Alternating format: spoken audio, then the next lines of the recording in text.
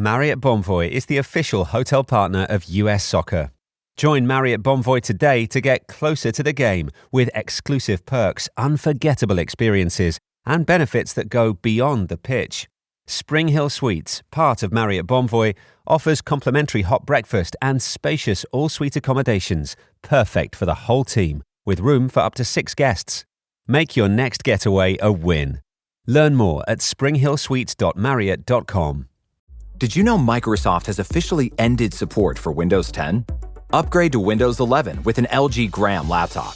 Voted PC Mag's Reader's Choice Top Laptop Brand for 2025. Thin and ultra lightweight, the LG Gram keeps you productive anywhere. And Windows 11 gives you access to free security updates and ongoing feature upgrades.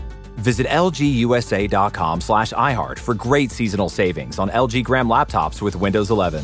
PC Mag Reader's Choice used with permission. All rights reserved. The following is brought to you by the Social Suplex Podcast Network.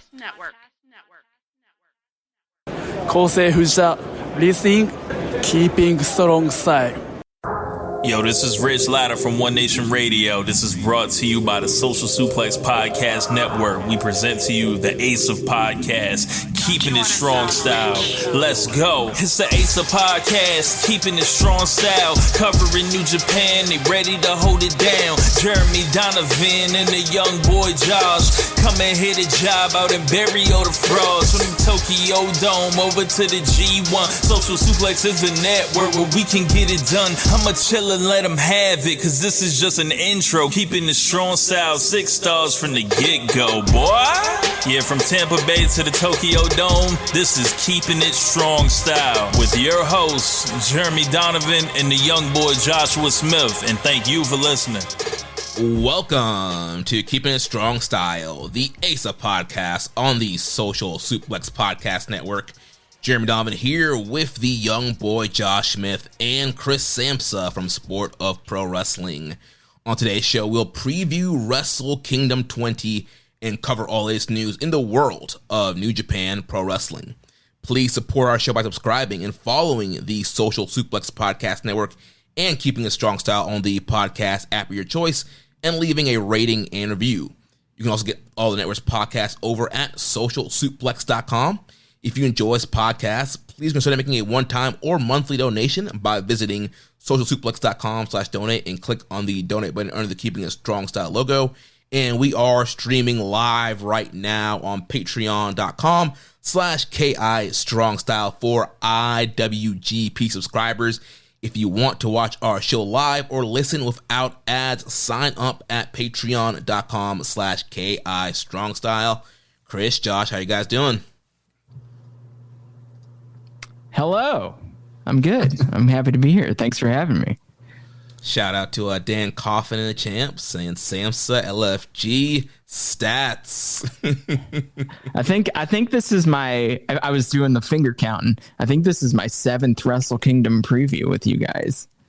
I know I haven't missed one since we started talking, so I think it goes back to 2020. So, or I guess 2019. So yeah, I think that adds up.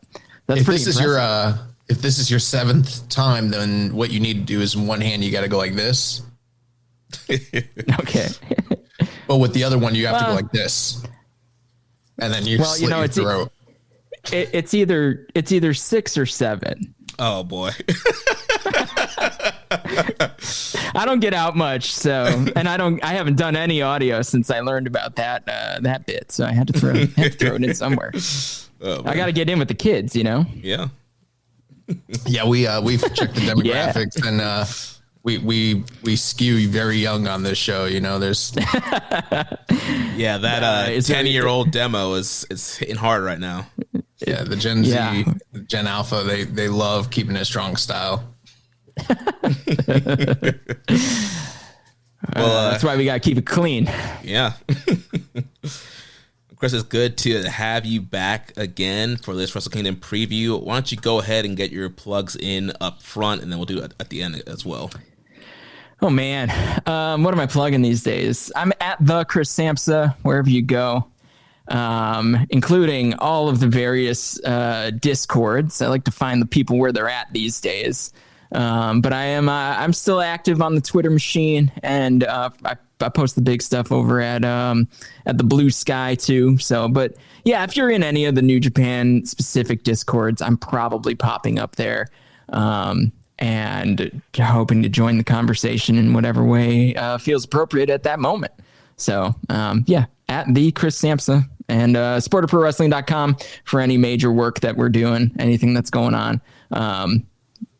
Always working on things in the background there. I use it a lot, but it's not front facing just yet. So, but yeah, that's sort of the plug. I don't know. I'm not as good as that anymore. Are you paying money to get into the international Discord? Like the official new? No. Like I said, I like to meet the people where they're at. So I don't even know who's in there. I don't know what the. Yeah, I don't know. I assume there's some chatter in there, but no. If someone wants to let me in for nothing, I would happily jump in and hang out. But yeah, I don't. No, I'm not. I'm not in there. Well, speaking of hanging out, Wrestle Kingdom is right around the corner. Josh and I will be in Japan for the show. We got our fan meetup, the podcasting summit, teaming up with the Super J-Cast. Speaking of Strong Style and We Work Stiff, so that'll be happening 12 noon, January 4th at the Hub, 3-minute walk away from Wrestle Kingdom. And that also leads to our first question from Ann Kangaroo in Discord, saying, why isn't Chris in Japan? I believe that's Andrew. That's the bit there, and I love that. He uses the ampersand, which is my favorite character in the English language. Yeah, I understand why it's surprising that I'm not going to Japan for this year's Wrestle Kingdom, seeing as, it seems like everyone I know is going. But right now, my role in the world is to be a great dad to my 21-month-old daughter. And for something to pull me, halfway around the world, it would need to be a really special personal reason or a unique professional opportunity where I could, meaningfully contribute to New Japan. And I recently wrote about my sort of indirect relationship with Hiroshi Tanahashi's career at Voices of Wrestling. And that's a piece I'm really proud of. I had a really good time writing that and reflecting on sort of the beginning of my New Japan fandom and Tanahashi's role in my fandom, and then eventually contributions over the last 10 plus years. And while I totally recognize how important he is, his retirement didn't draw me to go and get on a plane and leave, my family and be halfway around the world at this stage in my daughter's life. So I love this community. I love all of you guys, and I love, the J-Cast guys and We Work Stiff, and speaking of Strong Style, and you guys know I make the rounds on all those shows, and I love all those dudes, but ultimately right now is not the right time for me to get over there unless it's something really, really cool. And honestly, when it comes down to it, Wrestle Kingdom is not ever when I imagine going for the first time. I imagine going for the G1 because that's always my big season. And that's not to say I didn't consider going. And honestly, every other day right now, my wife's like, I will put you on a plane if you want to go. It's not a thing, but there's a lot that goes into that. And I, I've got a passport and I'm ready to go if someone calls and has something cool to do. But, right now wasn't the right time for me to get over there. And, I have a little bit of far off hope that at some point something cool will pop up and I'll have to take an opportunity to get over there. Nice. Well, we're going to jump into our Wrestle Kingdom preview. And before we do that, Josh and I have kind of given our overall thoughts on the card as stuff has been announced the last couple of weeks. We haven't really heard about your thoughts, Chris. Overall, top to bottom, what are your overall thoughts on next year's Wrestle Kingdom card? It's a weird card. But I understand why. I understand why it's a weird card. I don't think I look at it on paper and I say wow, that's a weird Wrestle Kingdom. Maybe because I'm so keyed in on this, like the Wrestle Kingdom card opens with the junior tag, and then they go through a special singles match, and then they do the heavy tag, and then it's the singles things, and sometimes there's a women's match. You know, like we all know the formula, and this year is void of the formula. I mean, it's completely gone. But I think by the time we're all done watching the show, I don't think I'm going to look back and be like, wow, what a weird show. I'm going to look back and say Hiroshi Tanahashi retired, and maybe there was a title change, and Aaron Wolf debuted, and like those are the things. Like those are the big three. Everything else, I think, you know, on the surface, to me, it looks like they added a bunch of stuff to the card that they can burn through really quickly, and get some features on some guys. But I don't think anything in those first 4 matches, I guess 5 now that there's the kickoff match, I don't think anything on those is meant to be, you know, memorable. Not that those guys aren't going to go out and try, or guys and girls. I mean, the Stardom match is maybe the most interesting thing on the what I would consider the undercard, right? But yeah, it's weird on paper. I can get why it looks weird and why people have that general opinion. I mean, there's a lot of that going around, that people are like, what is this card? How can I be excited about this? It's like, this show is not about your classic traditional, all the titles, all the big boppers. It's just not that. It's basically Hiroshi Tanahashi's retirement show.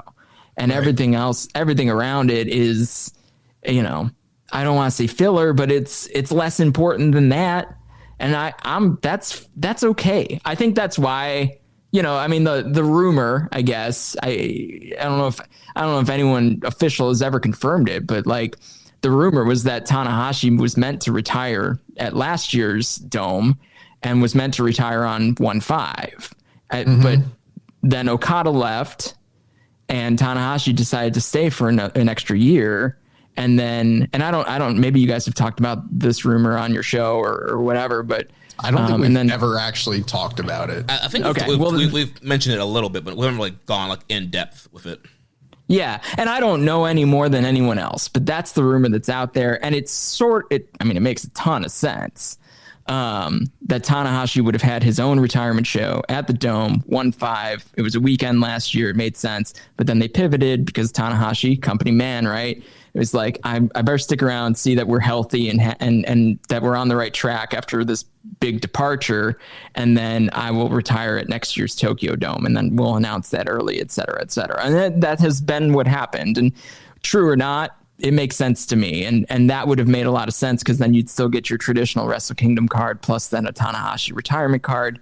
And, you know, probably that would have been a huge draw last year with two Dome events. Instead, you got, you know, less tickets sold to last year's double Dome than have been sold this year for Tanahashi's retirement. So ultimately, when it comes down to it, like that would have made more sense, I think. But just where the days of the week add up, you know, the Dome becomes Tanahashi's retirement, and that, you know, creates some intrigue towards how do they, you know, continue to fill the Dome next year without most of their big bops, you know? So yeah, I mean, I guess that's my broad strokes on the card. I think ultimately those top 3 are the most intriguing matches, but there's some stuff on the undercard that guys like us and people that listen to this show will find appealing and interesting. And, you know, if they book it right, I think we'll come out of it pretty excited. Yeah, well, I think that about sums it up. I think those are yeah, the big statement there. If they book it right, if they book it right, yeah, and we'll talk about what booking it right looks like to us, I'm sure, as this goes on. Yeah, I've played around with some scenarios in my mind, and I'm like, there's the happiest timeline, and then there's a version where it's like the darkest timeline, and then a bunch of versions in between. Yeah. All right, well, it'll be a timeline. Well, let's jump in the preview. We'll go match by match. We'll start with the pre-show kickoff match, and so that is the NJPW World Television Title match. El Phantasmo defends against Chris Brooks. Now, let me ask you this, because they haven't said it outright, but they talked a lot backstage in the road to Tokyo Dome about a Young Lions opener taking place. Has that not been announced officially? I haven't seen anything. Okay. Wonder if that was just hearsay. I was wondering if that was going to be like tacked on at the very last second as something that might happen. I don't know. Like a 3-minute exhibition thing that they've done in the past. I don't know. Like, I don't want to speculate what it was, but they talked a lot backstage. They kept mentioning, a potential Young Lions, opener on the undercard. And they've got enough Young Lions. Right. That's for sure. So, I love that type of stuff. And something to wet the palate, even on the pre-show ahead of this would be nice. Because jumping in right with this should be a good match. I mean, it should be good energy. I don't know how many people. I mean, Brooks he's a dude in DDT. DDT is obviously on the smaller side of the Japanese sort of landscape right now, but he's not a nobody by any means. But I think I like the TV title in this spot because it's the free spot, and that's where they put the TV title anyway. So I actually think that this might be sort of interesting. What I do think is that this speaks to Zack Sabre Jr.'s growing influence in the booking room. Because I know he and Brooks are pals, and I would imagine El Phantasmo's in a group with them where they see each other even socially or just at each other's shows. But Zach, the rumor these days or some of the backstage news that we've heard is that Zach has a growing influence. And, I would imagine getting Chris Brooks on the Tokyo Dome show, would fall into that category of influence. And, the other piece is that New Japan and DDT are clearly palled around these days. And some of that has to do with Takeshita, I would imagine. So I think it's neat. I think it's neat that DDT is probably the best represented other company on this other male company, I guess, on this card. And your mileage may vary on what you feel about DDT as a whole, but it's nice to see New Japan playing nice with somebody in Japan. Well, I feel like we didn't do on this show necessarily a great job sort of documenting the crossover that took place this year between New Japan and DDT. Only because oftentimes these like produce shows that New Japan does when they afford the guys the ability to do that, it ends up being so much gaga, haha kind of bullshit. It's not really up our alley. It's usually not worth checking out. But then, they did that. I don't even know the wrestler's name, like Machine Dantago or whatever. They did him versus Yano. And when we saw that, I was like, oh, that's just, it's just a comedy thing.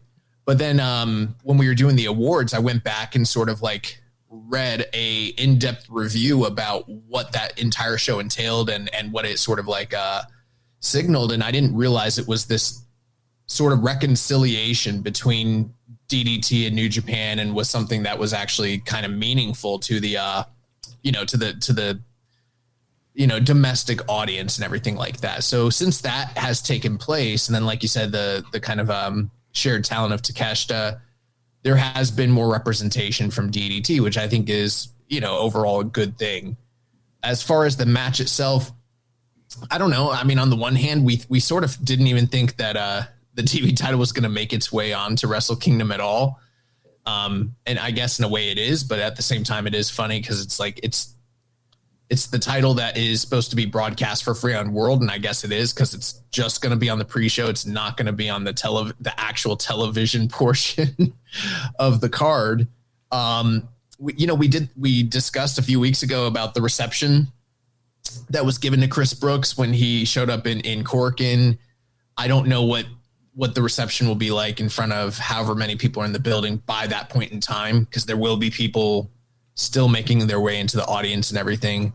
I also don't know what this means long-term in terms of like talent sharing, or, if this is going to lead to further appearances from Chris Brooks. It's sort of an unknown commodity to a lot of the New Japan audience. So hopefully it's a good showing for him. Hopefully it's a good showing for ELP.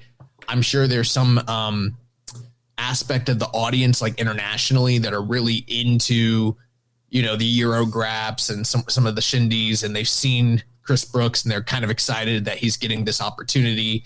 Me being more of like a home team loyalist, I'm still a little questionable about his usage here in terms of why couldn't this have been one of the Reiwa guys, you know, like an Oleg Boltin or Yuya Uemura or something like that. But at the end of the day, it is what it is, and I'm hoping that the match is good. I just don't know where they go from here in terms of like his usage and the slotting of the title, and then ELP's year has just been kind of weird, honestly. Yeah, and last week, like you mentioned, I think we were a little critical on why couldn't this have been one of the Reiwa guys who are not featured in a singles match, and I'm a little less on that stance now, seeing that the match is the kickoff match. It's a pre-show.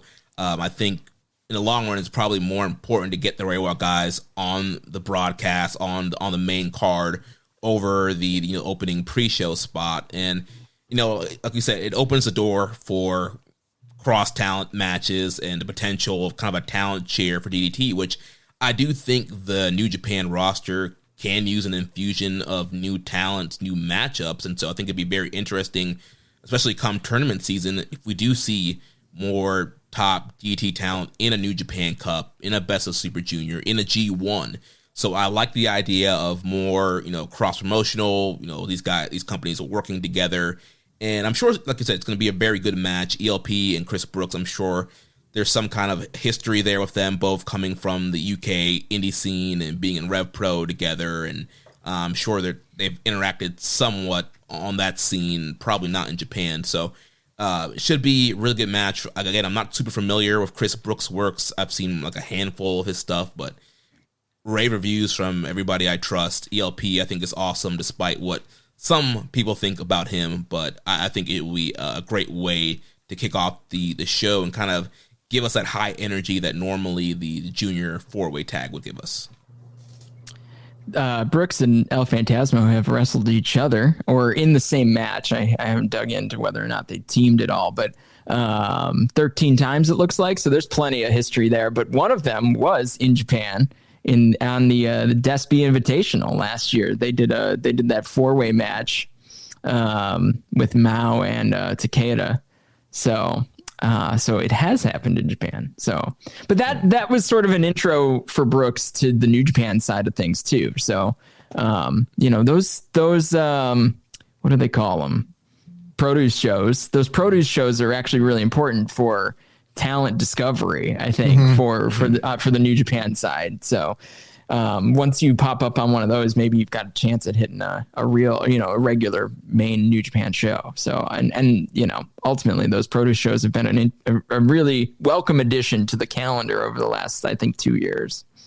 Well, one of the interesting things is, historically speaking, when it comes to DDT and New Japan, their relations obviously don't always work out. There was the fallout in 2015 that, kind of centered around the controversies with Hiroshi Tanahashi and his match with Hiroshima and everything like that.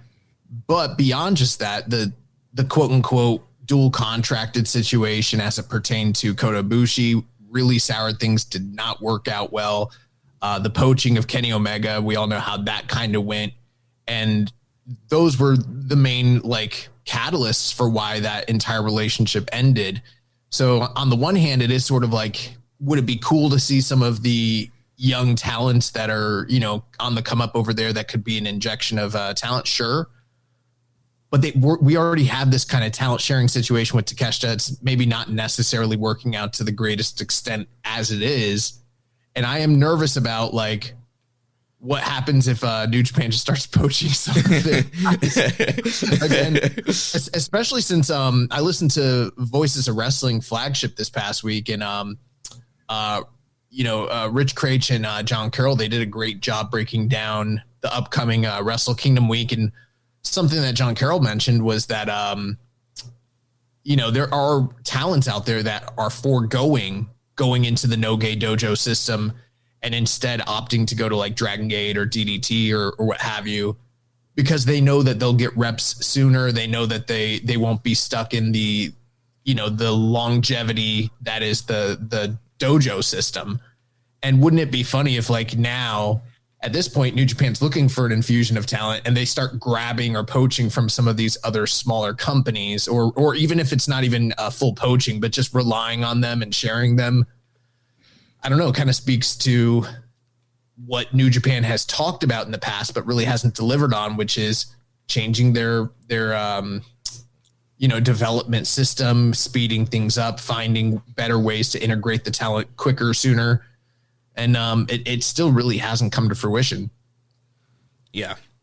And we had a question here from Reddit user Vert McPolygon. Is Chris Brooks likely to be sticking around in NJPW after the TV title match?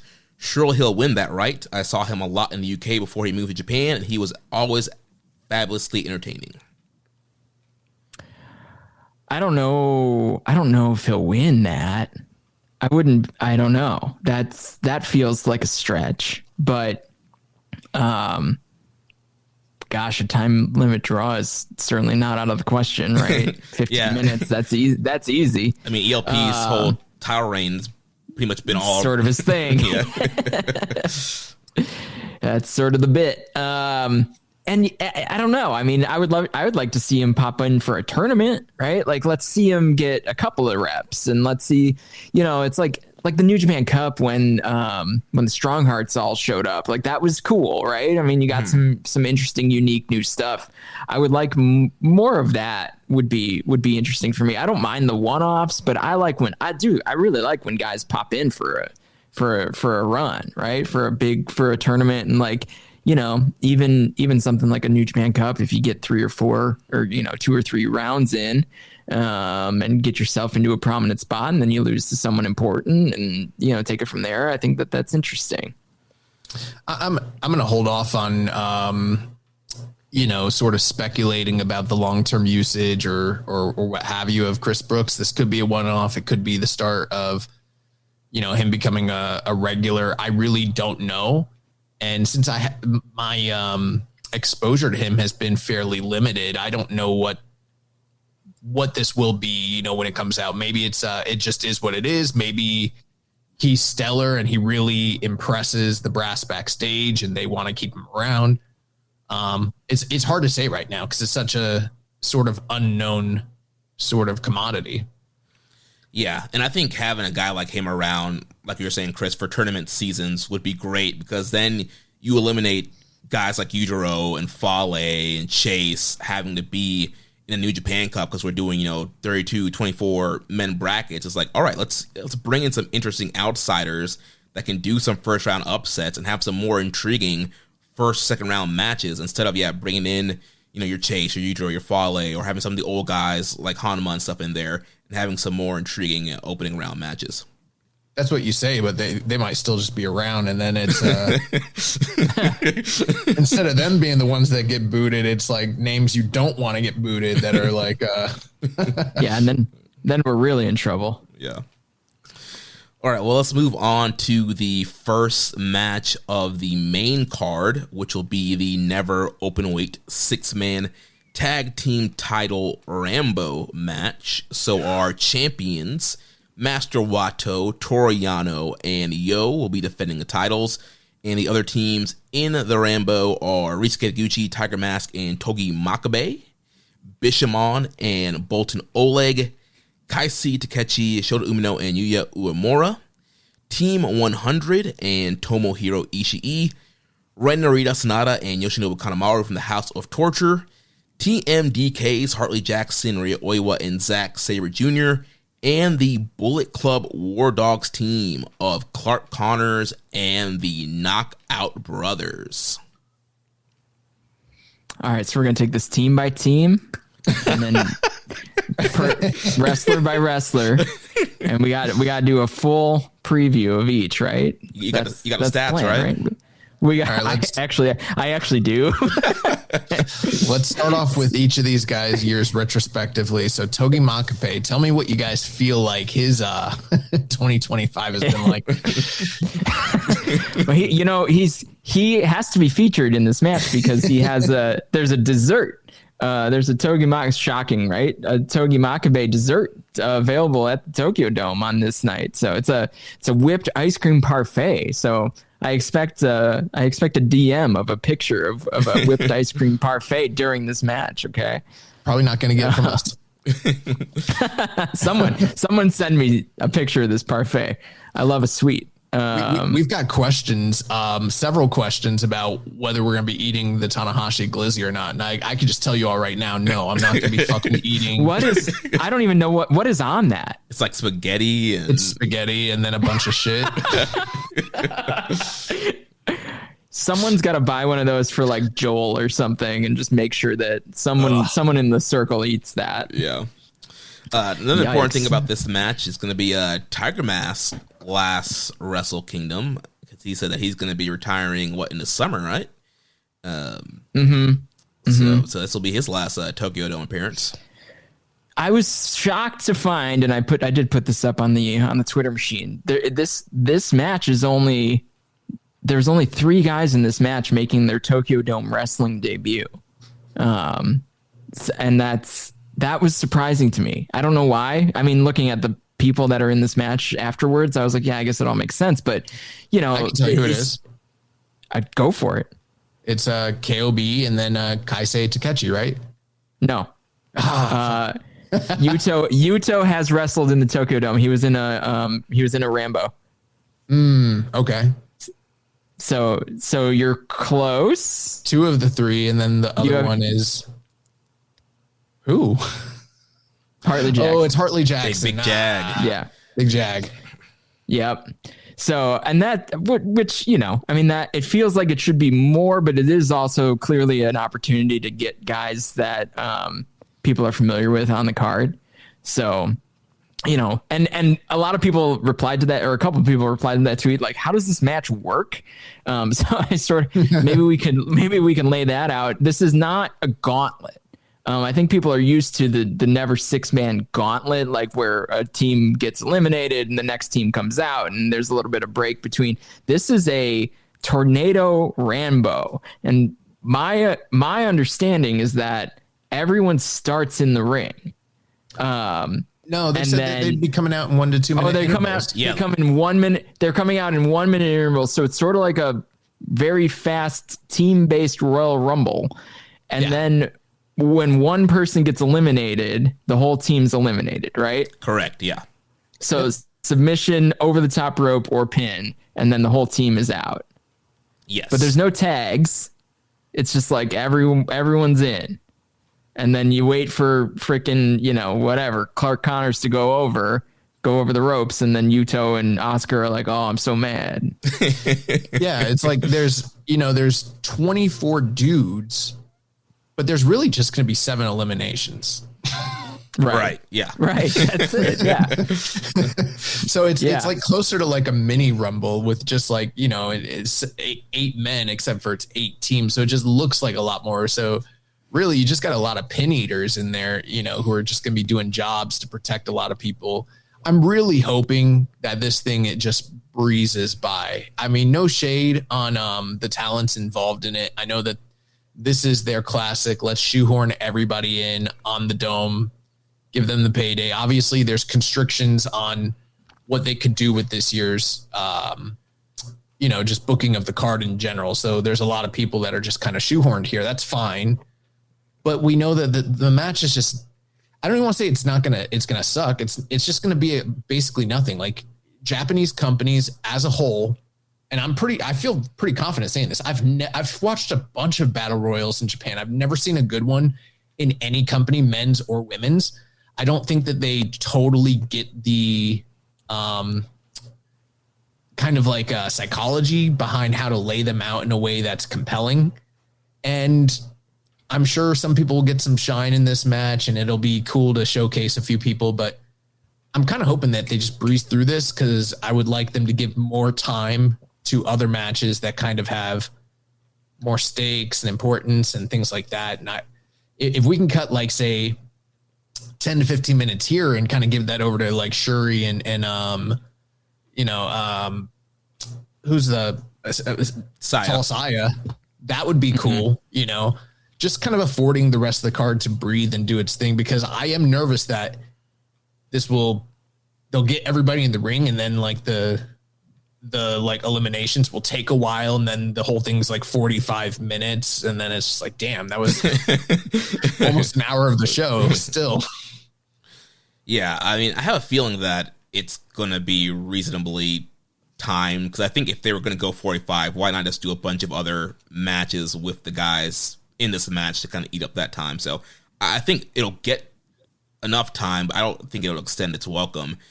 My hope is that it kind of comes down to the end where we kind of have maybe like a Shawn Michaels Undertaker moment where they had like a mini singles match in the Royal Rumble. So if we can get this down to like, you know, Bishamon and Oleg against like the Umino team, and they get like 5 minutes to go back and forth and kind of have like a little mini 6-man match and get a win, I think that could be really cool. Yeah, that feels like it should be the plan. Whether it is or not, I don't know. Stats wise, the most interesting thing in this is when do you think the last time Tomohiro Ishii won a match in the Tokyo Dome was? I don't even know. Did he lose that match to Zach for the Rev Pro belt? I think he did. Okay. Yeah. So he's lost 7 straight. And the last time he won was actually after that. It was in 2020, but it was just in an 8-man tag with Goto, Toriano, and Yoshihashi against the Bullet Club team. So Ishii, you know, don't put your bets on Ishii's team here. And for multiple reasons, because obviously that would be an odd team to win, but they do have a story. So that's who I'll be secretly rooting for. Yeah. I want to see Kojima win a title in the Dome live. Yep. So let's go, baby. Team 100 and Ishii. This will be Kojima's, by my numbers, and I might even be missing something here, Kojima's 35th Tokyo Dome appearance. And I just need to make sure all of those that I have in here are with New Japan. So there might be something else. Well, All Japan and Noah both ran the Dome a couple times, and I wouldn't be surprised if he didn't. I'd actually be surprised if he didn't do at least one of the All Japan shows. All Japan, right? Because that was a big deal. But either way, I mean, with New Japan, it's his 35th Tokyo Dome appearance. He might actually, I'll pull it up by the time we talk about Tanahashi, but he might actually be the active leader in Tokyo Dome appearances with New Japan right now. So he's always there. He's always there. Right. If we're on a show where Tanahashi is, you know, going out on his shield, the idea that Kojima is winning a title on that same show is fucked up. So no. That would be kind of weird, huh? But also, you know, we have to respect the past. This is about honoring those who are, you know, from the previous generations. And for that reason, I think Tiger Mask needs to get belted up in the Dome one last time. Right before he goes off to the GCW J Cup? Yeah. Any chance that the TMDK team or the War Dogs team wins to add more fuel to the New Year's Dash match? I liked when you had the graphic up because I could see who's in this match and remember who was actually in it. Asking you shall receive. I don't know. This feels like one of those, like, get everyone on the card and let the champions retain. Like, good. That's the New Japan booking to me. For me, it really comes down to I think there's 3 leading teams, period. I think Goto, Bishamon, and Bolton, just because it's Bishamon and Bolton. Those are 3 guys they like to push. That'd be a cool team. Mm-hmm. Kaisei Takeshi, you know, speaking of DDT and them like potentially trying to poach guys, like everybody thinks that this dude has money written all over him. The idea that they have him teamed up with Umino and Uemura, that's not an accident. I think they're trying to get some of the handsomeness and the hotness rubbed off onto them so they can carry that over through osmosis. So I do think that that's a team that could potentially win the titles here. especially if like this guy being a former idol, there might be some notoriety around the moment of him winning a title in New Japan, blah, blah, blah. But the one team you can't count out, that's House of Torture. This title is made for House of Torture, baby. They just win. Why? No reason. They just love to have House of Torture carry the 6-mans, and it's just something for them to do. Narita, Sonata, Kanemaru. Like, I think it's very difficult to say that they might not just win this shit. Well, they've wrestled 9 trios matches in 2025, Josh. So that particular trio, and they did come out of those 7-2. So statistically, they as a trio in 2025, they actually have the, I believe, second highest winning percentage among these teams. So there is that. So here I am to provide the data point to support your desires here. I do think Clark Connors, Yuto Ice, and Oscar are 4-0 as a trio. So they're undefeated. I'm sure Clark's listening. And use that one in your backstage promo, brother. Yeah, as I look at the teams, it seems like almost all the teams have a quote-unquote pin eater, except the Bishamon Bolton team. I feel like they're all pretty strong. And then the Umino Uemura Takechi team. I guess maybe Takechi would be the person eliminated if they lose. Maybe, but but I don't know. It's hard to talk about pin eaters in a match where you can get eliminated by going over the rope. Yeah, exactly. It's safe, right? Like it's easy. So I don't know. It's a toss up. All I'm hoping is that no one gets eliminated until they're all in the ring, and then we're having a good time. Yeah. 24 big dudes. It's a big ring, the New Japan ring. It's 20 by 20. They got space. Yeah. So it is what it is.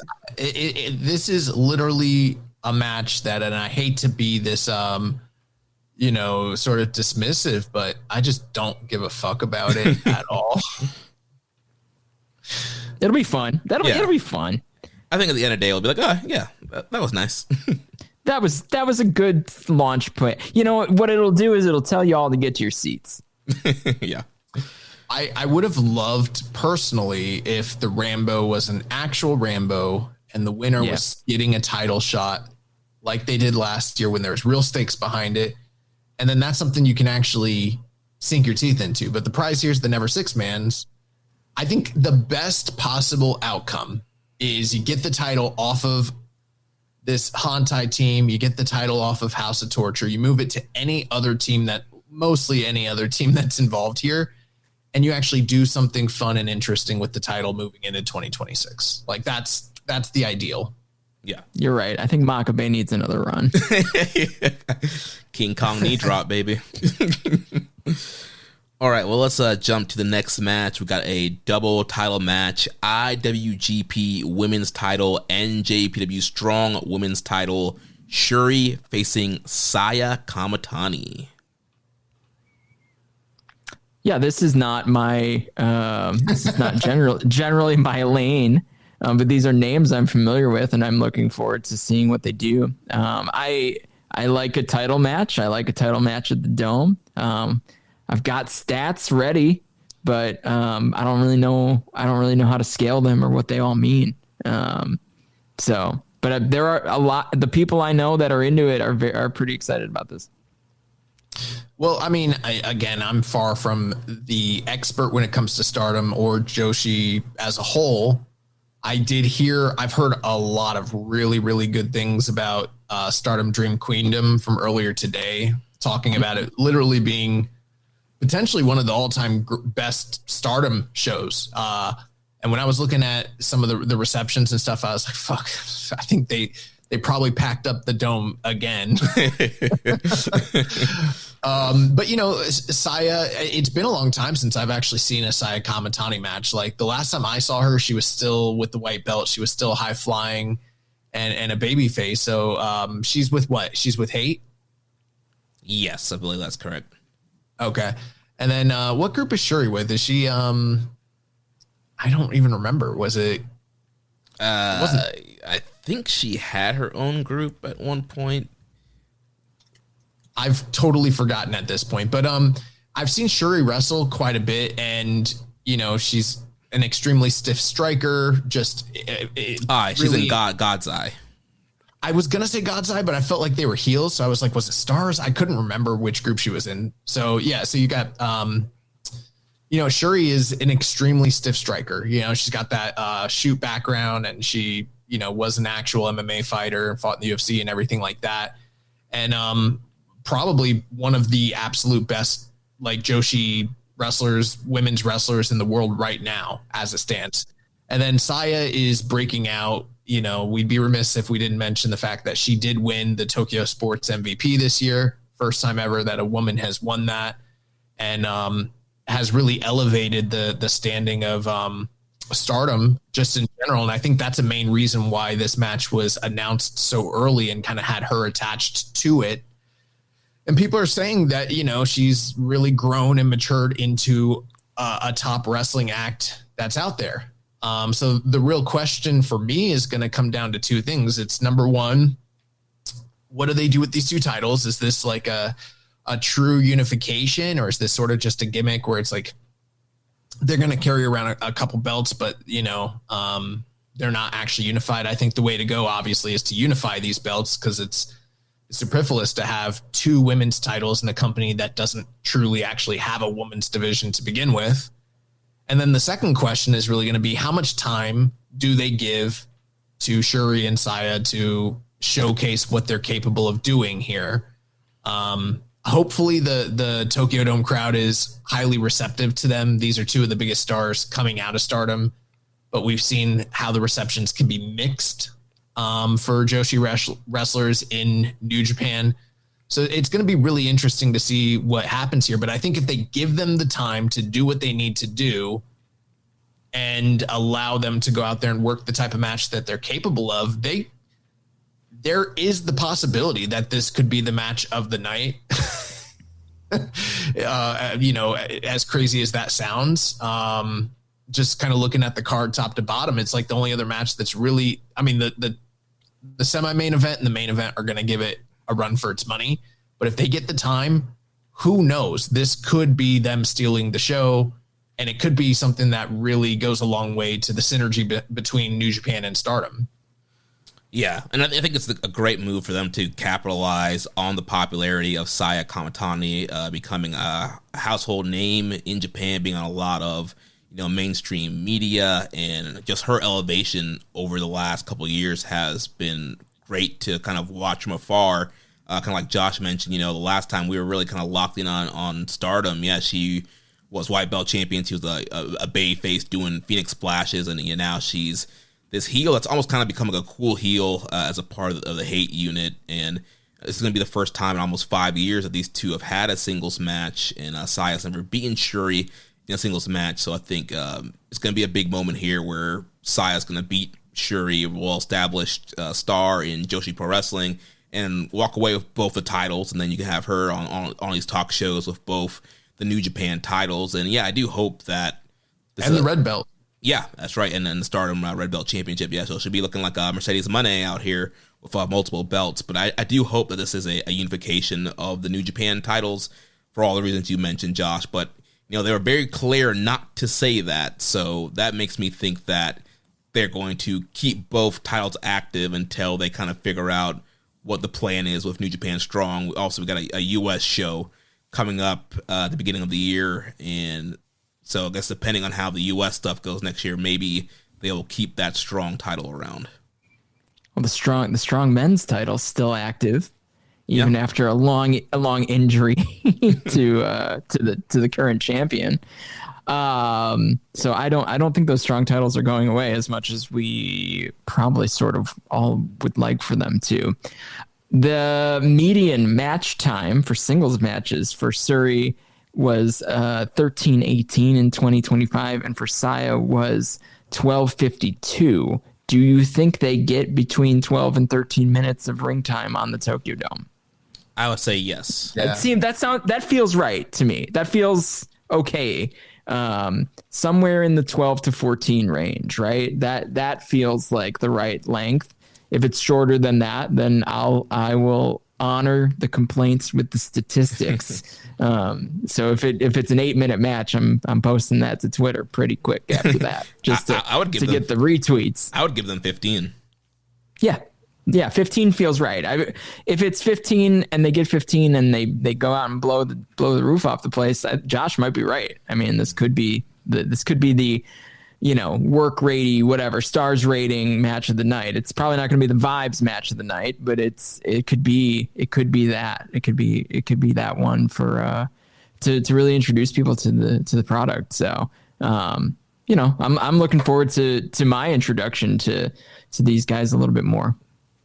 They when you say that that's their medium match time, I'm assuming that includes all of their matches, not just that's not just their singles. That is singles. Oh, that was just singles. Wow. Okay. That was just singles. Yeah. Okay. Their averages for overall were, where are we at here? 1156 and 1340. So honestly, sort of in the same range anyway. Last year, Mercedes Moné versus Mina Shirakawa just barely over 14 minutes, which is by far in the Bushiroad, era. Yeah. That's by far the longest that any women have been given on a Tokyo Dome card to kind of do what they do. But I think that Sari versus Shuri match got quite a bit of time recently as the opener. Am I wrong on that? I don't remember the match time, but it felt like it got decent time. Yeah, so that might be also a situation where, that just recently happened, and that might give us a little bit of an indication of that match was given 14:56. It was given just shy of 15 minutes. Cool. I would love for these women to be given like 20. Sure. And really just set it apart, but I think 14 is the over-under, basically. Yeah, the title match earlier today went 22. So yeah, but I think 15 would be appropriate, give or take, right? But I think if it's a lot less than that, I think we're all going to be hearing about it. Yeah. All right, let's move on to the next matchup. We have a 10-man tag team match. We have the United. Wait, we didn't. I guess we all just think Saya's winning. Well, yeah, I'm going Saya. It feels like the right decision just based on her prominence right now. I pretty much agree. The only thing with that is you mentioned, Jeremy, that they're doing that show in the U.S., and I'm wondering if the women's champion is coming over. Shuri has come over to the U.S. more often than Saya has, so I'm wondering if this would be used as a means to bring her over for like a first time or whatever, or if it's sort of like Shuri's a known commodity. She's already the IWGP women's. Maybe we just keep these belts separate because they can keep those titles on her, and Saya can continue to just be the world champion. Who knows? But the only thing that gives me pause is the fact that they've got that upcoming US show, and you would imagine they're probably going to bring over the champion. Yeah, I mean, I think it could be a great way to push Saya into the US. They're going to do a big Dream Queendom show, or I don't know the exact name of it, but they're doing a big Stardom show WrestleMania weekend. So this could be a way to kind of get her some more US exposure. They're doing a Stardom show here in the US? Yes, yeah, they announced Vegas. it. Oh, I didn't know that. Okay, that's cool. Yep.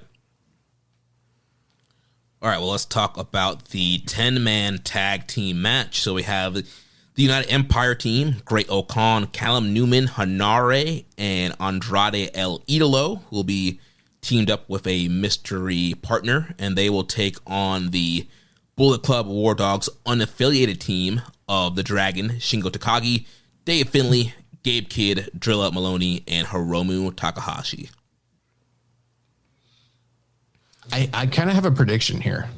Well, yeah, we had some questions here. Yeah, Future Hokage says, who do y'all think is going to be X for United Empire, or who do y'all hope it is? Does Andrade fit in the United Kingdom or United Empire? They mean. Death Triangle 720, who do you think is big enough to be X for the UAE's newest member? The whole year, X surprises have been all disappointing every single time. Do you think New Japan have a big enough surprise to have X not be revealed at a sold-out Wrestle Kingdom? All right, so I think that there's a lot of names that could potentially fit there, depending on what your projections and trajectory are of where you think this group is going. I think after doing some soul searching, I think it's Tetsuya Naito. Oh, I think it's Tetsuya Naito because it's Andrade El Idolo. Wait, what are you like making fun of me saying oh? No, I'm saying oh, like that's interesting. Yeah, because I think the thing is like you got Andrade, who used to be Ingobernables, right? And then he suddenly got this money backer and he's like joined this group or whatever. And he's going up against guys that would ideally be on the same side as him. And you're like, what's going on with that?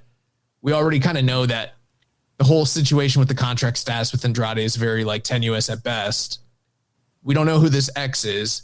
You bring in Naito, and then it's like, what the fuck? He's on the opposite end of Hiromu. He's on the opposite end of Shingo and everything like that. And then it turns the whole entire thing on its head.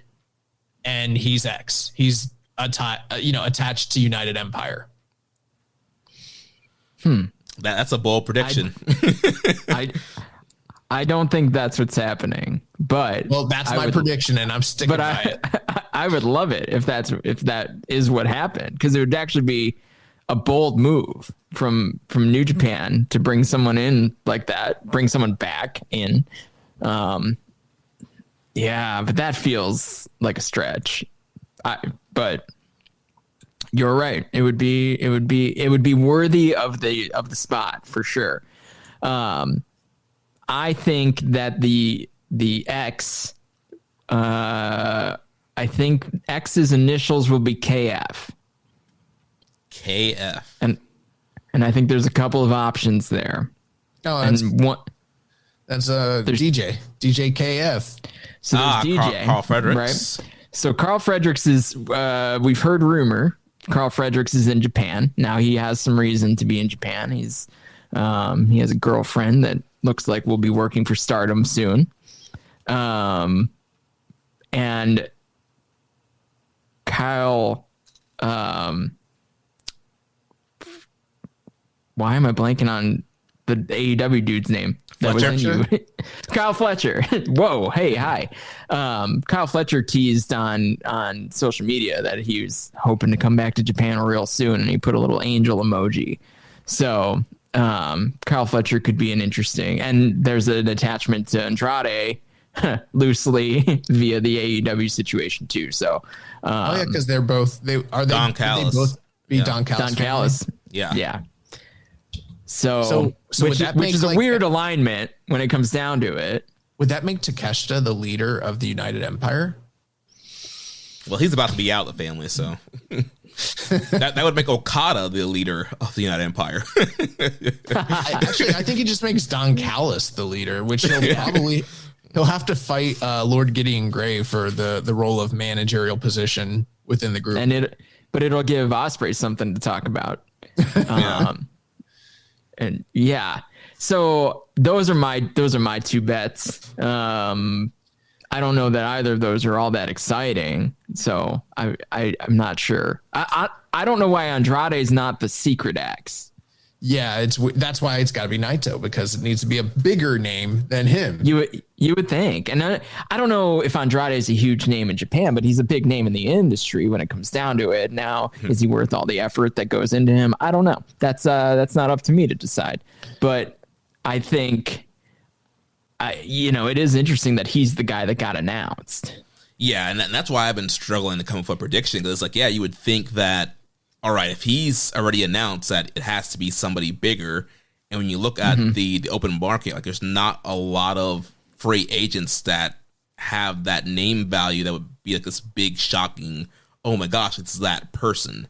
So obviously Naito is going to be in Japan. He's going to be the X in the Noah show, teaming up with Bushi. I don't know why they didn't just announce him. I think there's some sort of legality of why they can't announce him. Because they're doing a lot of like wink, wink, nudge, nudge, about who that X is. Yeah. I think Naito left New Japan and basically had to agree not to work in Japan the rest of the year. And any sort of promotion of his appearance would be him working in Japan. And then if he's popping up on Noah, you know, it might have just been a handshake thing, but he's probably just trying to honor it. Gotcha. That's just my read on how they're handling that situation in Noah. You know, the silhouette of the fist up and all this stuff. Like, it's so clear of who it is, right? But they haven't said it. And I don't know if they're trying to do the AEW CM Punk thing, or if it is something, you know, even loosely contractual, where, you know, Naito was like, okay, I'm gonna go, but I won't work in Japan until at least next year or whatever. So all right, let's just say that that's accurate, right? Let's assume that he's not going to make his name known before that date because it's, you know, in conjunction with this agreement with New Japan. That's fine, but it's just funny because Bushi's already announced and like they didn't give a fuck. Well, Bushi, my understanding about Bushi is they just like let him out of his contract. They were like, yeah, all right. Well, you want to go? Sure. I guess you're leaving. Yeah. They're like, Naito, you can't work Japan the rest of the year. And Bushi's like, and me? And they're like, Naito, you cannot work. Did I stutter? Oh man. Yeah, I think it's Naito. That would be wild. Here's one thing I will say though.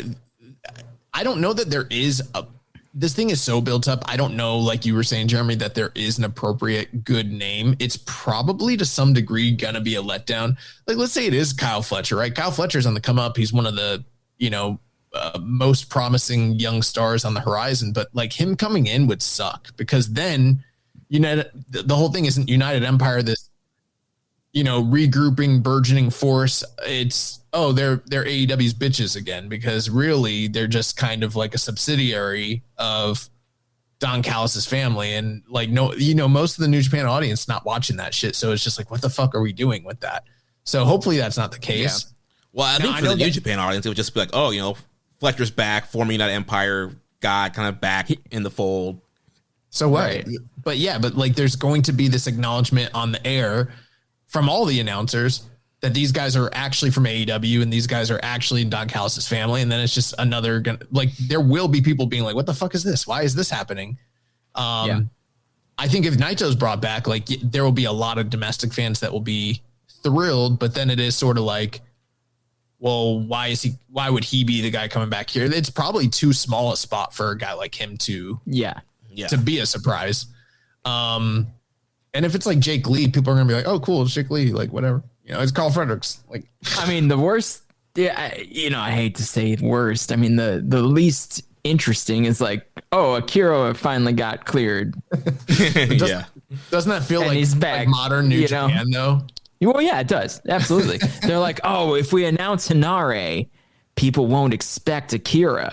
It's like, that's not fun for anyone. But I don't know. I mean, like, it could be someone who matters. It could be someone who just is you know, a guy that's been around United Empire. I'm more intrigued by what, like, Callum Newman's role turns into here. He's been the driving force of this thing for a little while now. So I'm most curious kind of how that plays out in relation to Andrade, and like, you know, he's the financial backer or whatever. It's like, which is an objectively interesting way to say he's the guy who's gonna be around never. And he might pop up for the very big shows, but he's probably not actually going to be around. And in Newman's interviews that he's been doing on NJPW972.com, he's been pretty much saying, yeah, I'm just a spokesman. I'm bringing the message. Right. There are other people pulling the strings behind the scenes, or they're the investors and all that stuff. So yeah, it seems like he will be the focal person, which then leaves the door for Andrade to just kind of be at the backer to come in when he needs to, and Newman kind of be the spokesman of the group. Well, one reason it probably couldn't be Naito is if it's about someone being a money backer and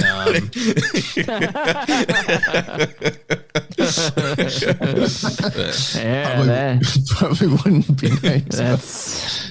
That's a weird role for Mr. Naito these days.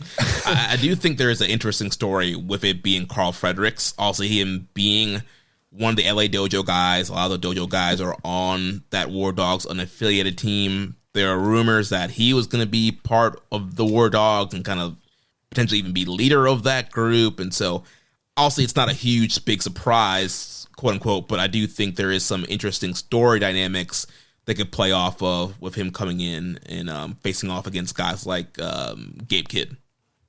And he's an interesting dude to come back, like legit, like come back as part of the roster. Like, I don't know if he would ever have the trajectory that everyone thought he was going to have again, but like he's a good wrestler.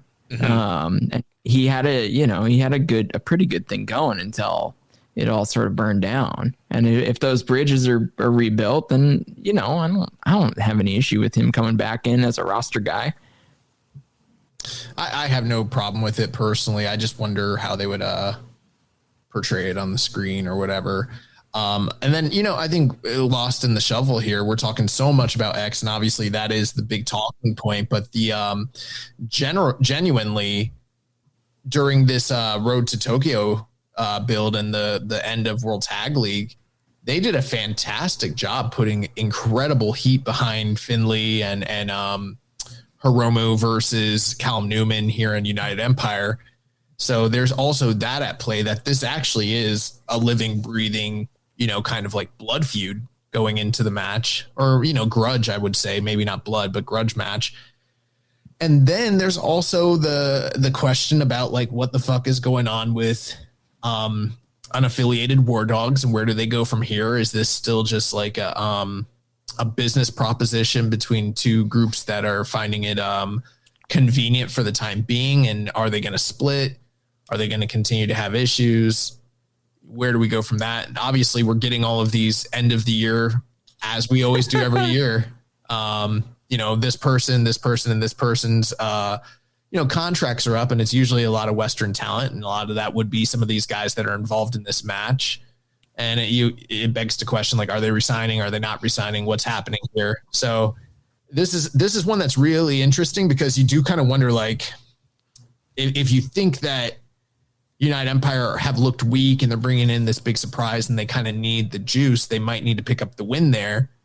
But there are so many big stars in United or in the unaffiliated War Dogs that you're sort of wondering, like, well, what's the trajectory for guys like Hiromu and David Finlay and Drilla and Shingo moving into next year? So there's not explicitly stated stakes in place. I know some people kind of view this as more of like a keep busy, shoehorn guys on the card type match. But I think for the fans that are actually tuning in and are attuned to what the actual story is, there is some level of importance actually taking place here.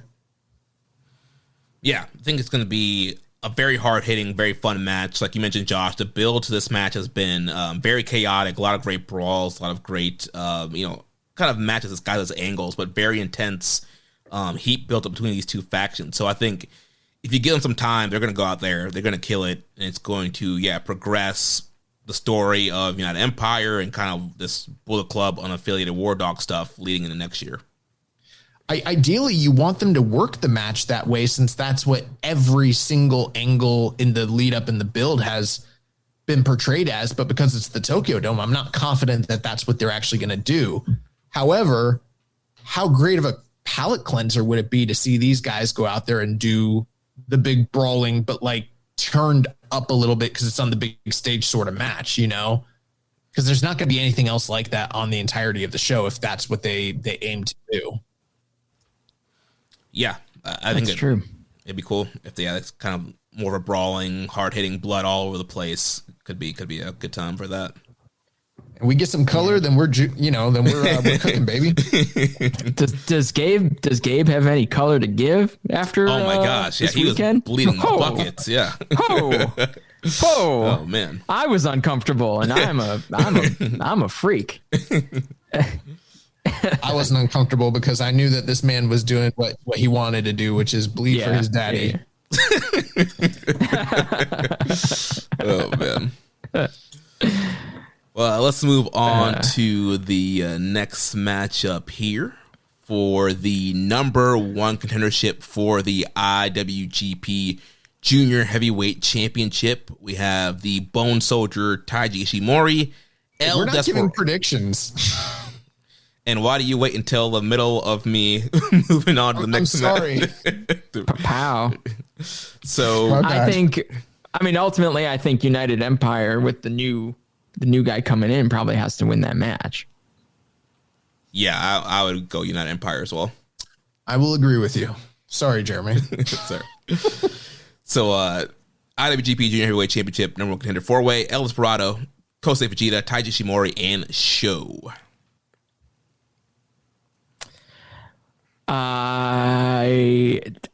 I'm so confused still by why this match is happening. But and I read Doki's interview with Tokyo Sports that was posted yesterday, and I'm still confused why this match is the number one contenders match instead of a title match. But my hope, and I have my fingers crossed on this, my hope is that it's so that Fujita can be in a prime spot on this show and get people interested in watching him win the title. Fujita is 0-6-1 against the other wrestlers in this match, so he's never beaten any of the dudes in this match. So it feels like the chance for him to get a bunch of guys off of his list before he goes off and wins the title. That's my hope. And I think that it feels like the right decision. I think the booking of this match will tell us a lot about what the direction of the company going forward. It has some weight to it in that way for those of us who are, super ingrained in the product. I think that's the only option for the winner of this match that will, please the people that are worried about the future of New Japan.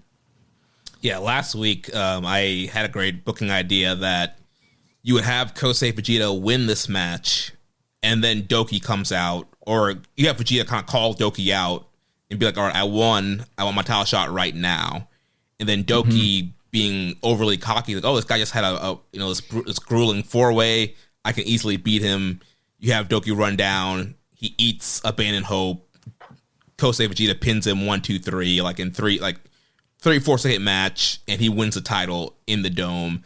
So it kind of gives us a reason for why Doki wasn't quote unquote on the card, but he does come out and has this kind of quick impromptu match, and then Fujita wins 2 matches in a row, wins the title that night, and you kind of highlight Fujita as a new junior ace.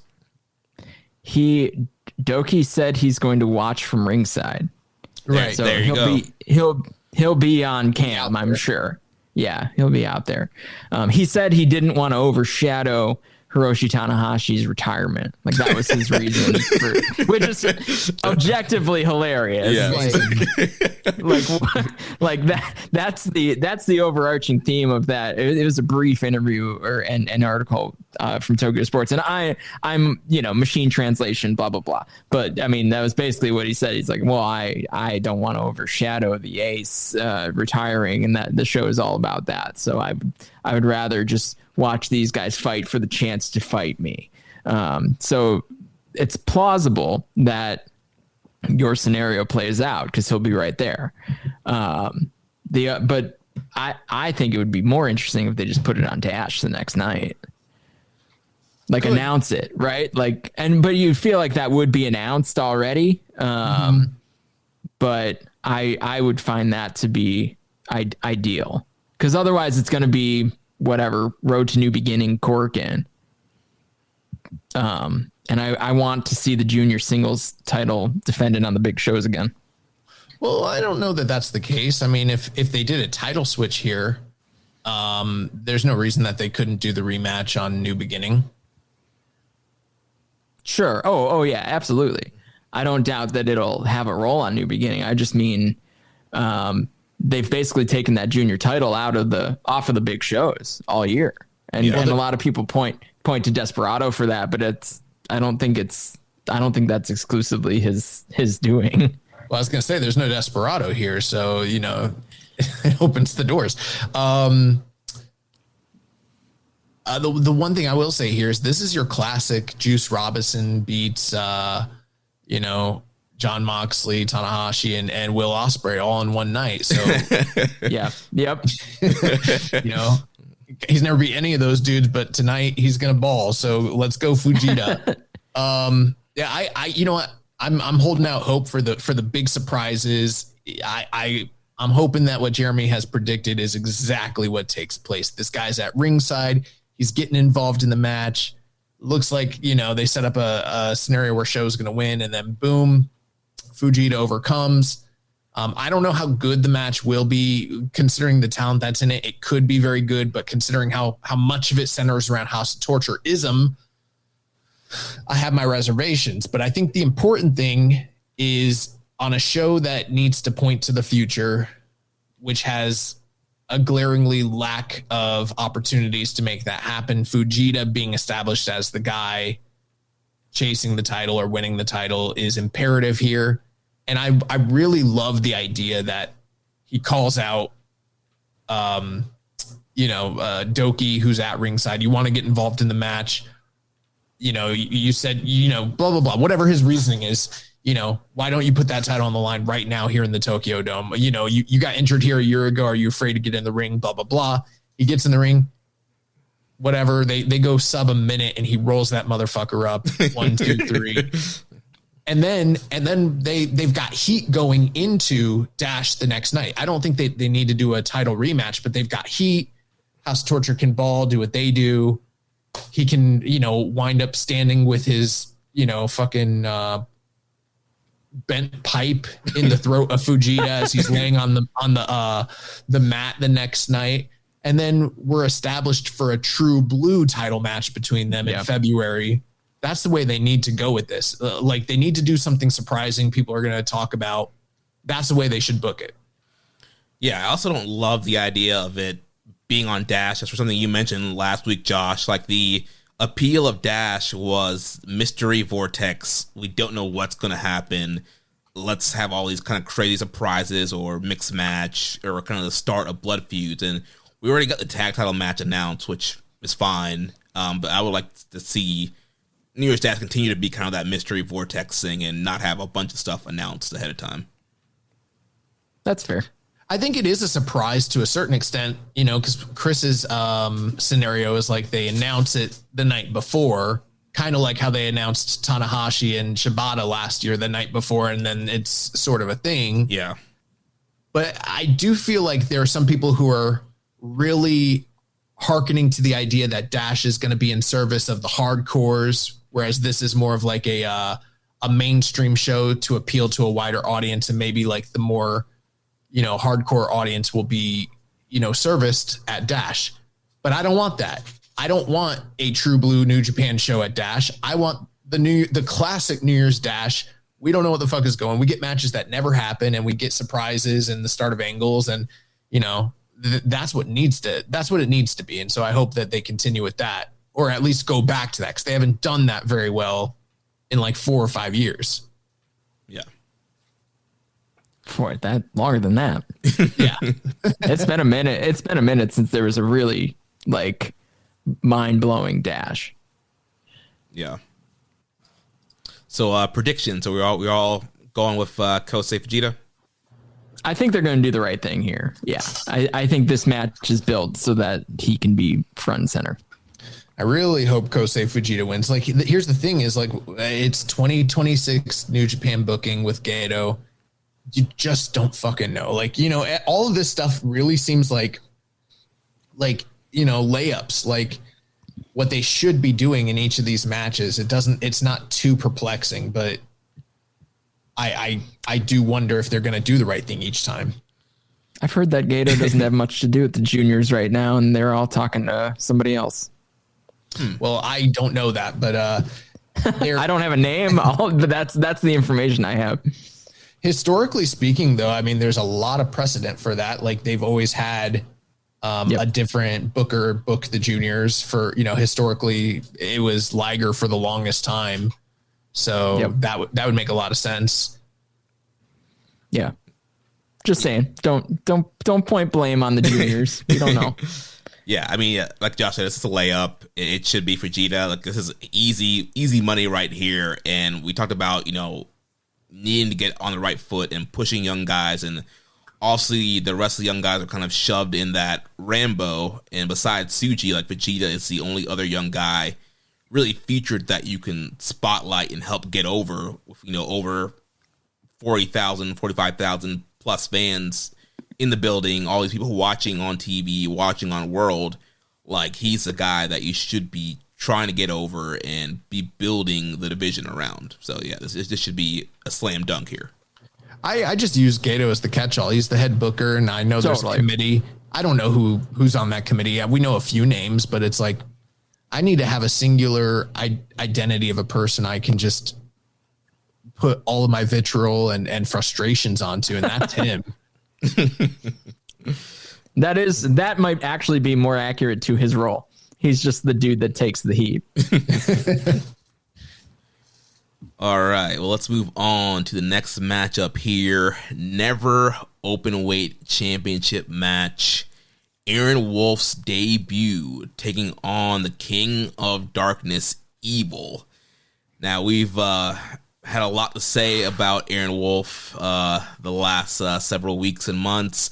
Chris, I really haven't heard your thoughts. What has been your thoughts about Aaron Wolf so far?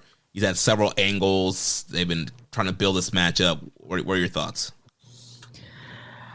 My most recent thought was yesterday when Hiroshi Tanahashi posted pictures from the big dojo cleanup. It was basically all the Hantai guys clearly cleaning and then having a little gathering at the dojo. And Aaron Wolf, there's Aaron Wolf in a white t-shirt, looking like he's about to eat a big meal. I mean, I'm reserving full judgment for when he arrives for this match. Like, what's his theme music? What's he wearing? What's his entrance? What's his entrance gear look like? What does his wrestling gear look like? Does he shave? Does he get a haircut before this match? Or is he showing up looking like the poster right now? And if he shows up looking like the poster, my hopes are low. He just doesn't have the look, right? Right now, he doesn't have the look. Now, that can change, that can evolve, right? And I know that there's a lot of people rooting for Aaron Wolf to succeed with New Japan. So far, I'm not sold, and I'm not excited about it. Now, what my understanding is that this match will be, you guys remember Ronda Rousey's debut with WWE when it felt very choreographed. It feels like this match is going to be that, but the New Japan version of that. It's easy heat when you're going in there against Evil, and you're still wearing a red lion mark on the poster, like coming in to try to defend this thing, but why, right? Like, why are you trying to defend this thing? You just got here. Right, the best Evil matches are the matches that the wrestler is defending New Japan against, scallywags, for lack of a better term, right? For what reason does Aaron Wolf have to defend New Japan except that he's chosen to be here? But what's his loyalty? For what reason is he loyal to the lion mark, right? So, with that, plants a seed that this could all be a big angle. And Aaron Wolf's joining House of Torture, which does feel a little crazy. But I've been more surprised by other people joining House of Torture than I would be by that. And but with all that said, I'm hopeful that Aaron Wolf shows up, has a good look, has a good theme song, has a presence on his way to the ring, and then he just goes and demolishes House of Torture and throws some dudes around. And we're not going to walk. I don't think, even in the optimal scenario, I don't think we walk out of this match and think he's going to kill it. I think we walk out of that match and think good introduction, right? That's the best we can hope for, I think. I don't think we can hope for any sort of information about what type of bell-to-bell wrestler he's going to be, but I think we'll see presentation and we'll see aura, and I think we'll see some glimmers of hope, hopefully. Like that's my hope. My hope is he shows up and does not look like this man on the poster, because I don't know if that's going to resonate. Who's that going to resonate with, you know? It's really funny to hear Chris talk about, you know, how he's going to come out, how he's going to look, how he's going to dress. Like, he sounds like the way that I used to talk about my creator wrestlers in my career mode, like on WWE 2K. It's important in this scenario, though. But fortunately, this is an exclusive. I was privy to actually, and I mean, if you guys are listening, you don't want to leak this. This is exclusive to Keepin' It Strong Style, but I was actually able to get a sneak peek into the music that he will be entering the Tokyo Dome with. I'm going to debut it for you guys right here. Just listen.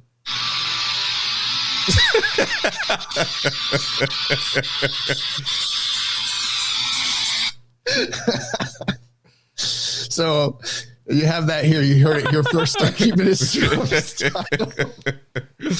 Black trunks. Honestly, it's Black a vibe. trunks, big roar, sprinting down to the ring. I don't know. This man has his own merch already. He does. Yeah, I saw that. Wolf. What is it? Wolf time. It's wolf time. It's time. It's wolf. It's time. It's wolf time. If Carl Fredericks is coming back, he's gonna be so fucking pissed about Aaron Wolf coming back at the same time. Oh man. This thing has been really, you know, I guess analyzed to death, especially on this show. I know that this is the big Wrestle Kingdom preview. I agree with almost everything you said there, Chris. I think it's all apt. I think the question I have, more so than just about how will Aaron look and perform and be received and everything like that, it's more the long-term view. And that's where my questions really lie, because it's like, this is a never title match. That really gives me pause, because I don't know what the best case scenario is in either, whether he wins, loses, or somewhere in the middle, because it's like, all right, well, if he loses, how did they book him to lose in a way that works for the audience, that still helps get him over and appeals to the Japanese mass media that are going to like do the recaps and the clips of him throwing people and all that? Is that enough? Are people going to be disappointed that he took a loss? Or if he wins, now he's got to carry the title, and the top two belts are unified, and the other men's title is on the undercard in the opener. And then, you know, you got the strong title, which basically doesn't exist. It's Ishii's the champion. Nobody even knows. So much so that it's a U.S. title, and when he's wrestling in the U.S., he doesn't even carry it on TV with. So it would essentially make Aaron Wolf the de facto number 2 champion in all of the company, and he would be one of the biggest names. And that's I don't know, like, what does that look like? What's the pressure like there? How do they book him going forward as a champion after his first night in the company? It's just really fucking weird. So I kind of agree with you, Chris. I think like the best case scenario is we get a really good introduction that people feel positive about. But I just can't really personally envision a scenario where this guy is good, because there's been so few, or even if he looks good in this one match, even if they choreograph it to death and on the evening he delivers, moving forward, it's like, with the amount of time he's been in the dojo and the lack of reps and the lack of real world experience, how is this going to work and not just be like a freak show sort of presentation? I don't see how it can actually feasibly work. Maybe I'm wrong, but then again, I don't have that much trust in New Japan and their developmental system and their booking team in 2026. Yeah, and, you know, I've been very critical on Aaron Wolf, and there's a lot of people that say, you know, wait until the Tokyo Dome, but every angle that he's been in has not been great. He looks super green, and right now, I'm not even concerned about his look and not looking athletic and not looking like a star. I'm just more concerned about like his movements in the ring. Like this guy is stumbling over his feet. He doesn't have the look of like any intensity, like he's in a pro wrestling environment. So I'm just worried about like, all right, how's he actually just going to come off in a pro wrestling match? And he's been doing all this training, and so far it doesn't really seem that he's really absorbed anything. Now, the one thing I'm kind of hoping for is maybe this is a big swerve, because even in Evil's interviews he's been saying almost the same stuff that we've been saying. This guy's a green boy, he doesn't know what he's doing. Like, I'm going to crush him. Like, he's kind of emphasizing, this guy is green. He has no clue what he's doing in wrestling, and that's kind of what it's looked like. But what's the big swerve is like, all right, boom, he comes out, singlet, amazing. Like, he's actually been good this whole time and has been stumbling on purpose, been looking kind of goofy on purpose. And he comes out there, like you're saying, Chris, maybe, cuts the hair, cleaned up look, singlet. He comes out there, big, wolf music or whatever. And he's just throwing Evil around, crushes Evil, looks super impressive.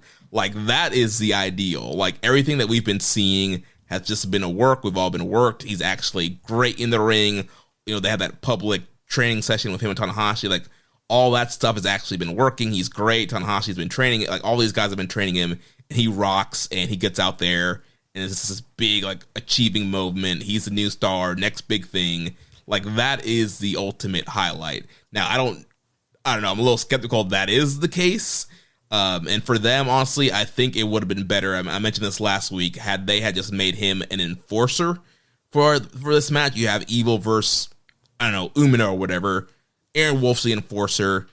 House Torture's trying to cheat. You achieve the same thing. He comes out there. He's the enforcer. He throws all those guys around. Helps Umino gets the win. And that's your headline, picture. Judo star Aaron Wolf helps, new star Shota Umino defeat Evil, blah, blah. And then you continue to train him until he's actually ready. But that's not the route they went. He's here in the match. And so I think the only result really is him winning. I don't think you can have the front newspaper and the TV highlights be like, Olympic gold medals, Aaron Wolf moved to pro wrestling and he lost. It's like, game over. He lost to a man named Evil. Yeah. He got choked out by a garrote wire and hit with a push-up bar. But to Chris's point, what if he joins the House of Torture and it's a big swerve, that feels crazy. I know it, but dude, I know it does. That would be an immediate sign that he doesn't get it. And then what's the match then? Finger poke of doom? I don't know. I don't know how they do it. Sure. But I do know that like when he was announced that he was joining, the first thing Rich said was like Aaron Wolf to House of Torture. And so much so that like I actually created a graphic where like he had I took one of his pictures with him in a white gi and I turned it into a black gi and I put House of Torture logos all over it.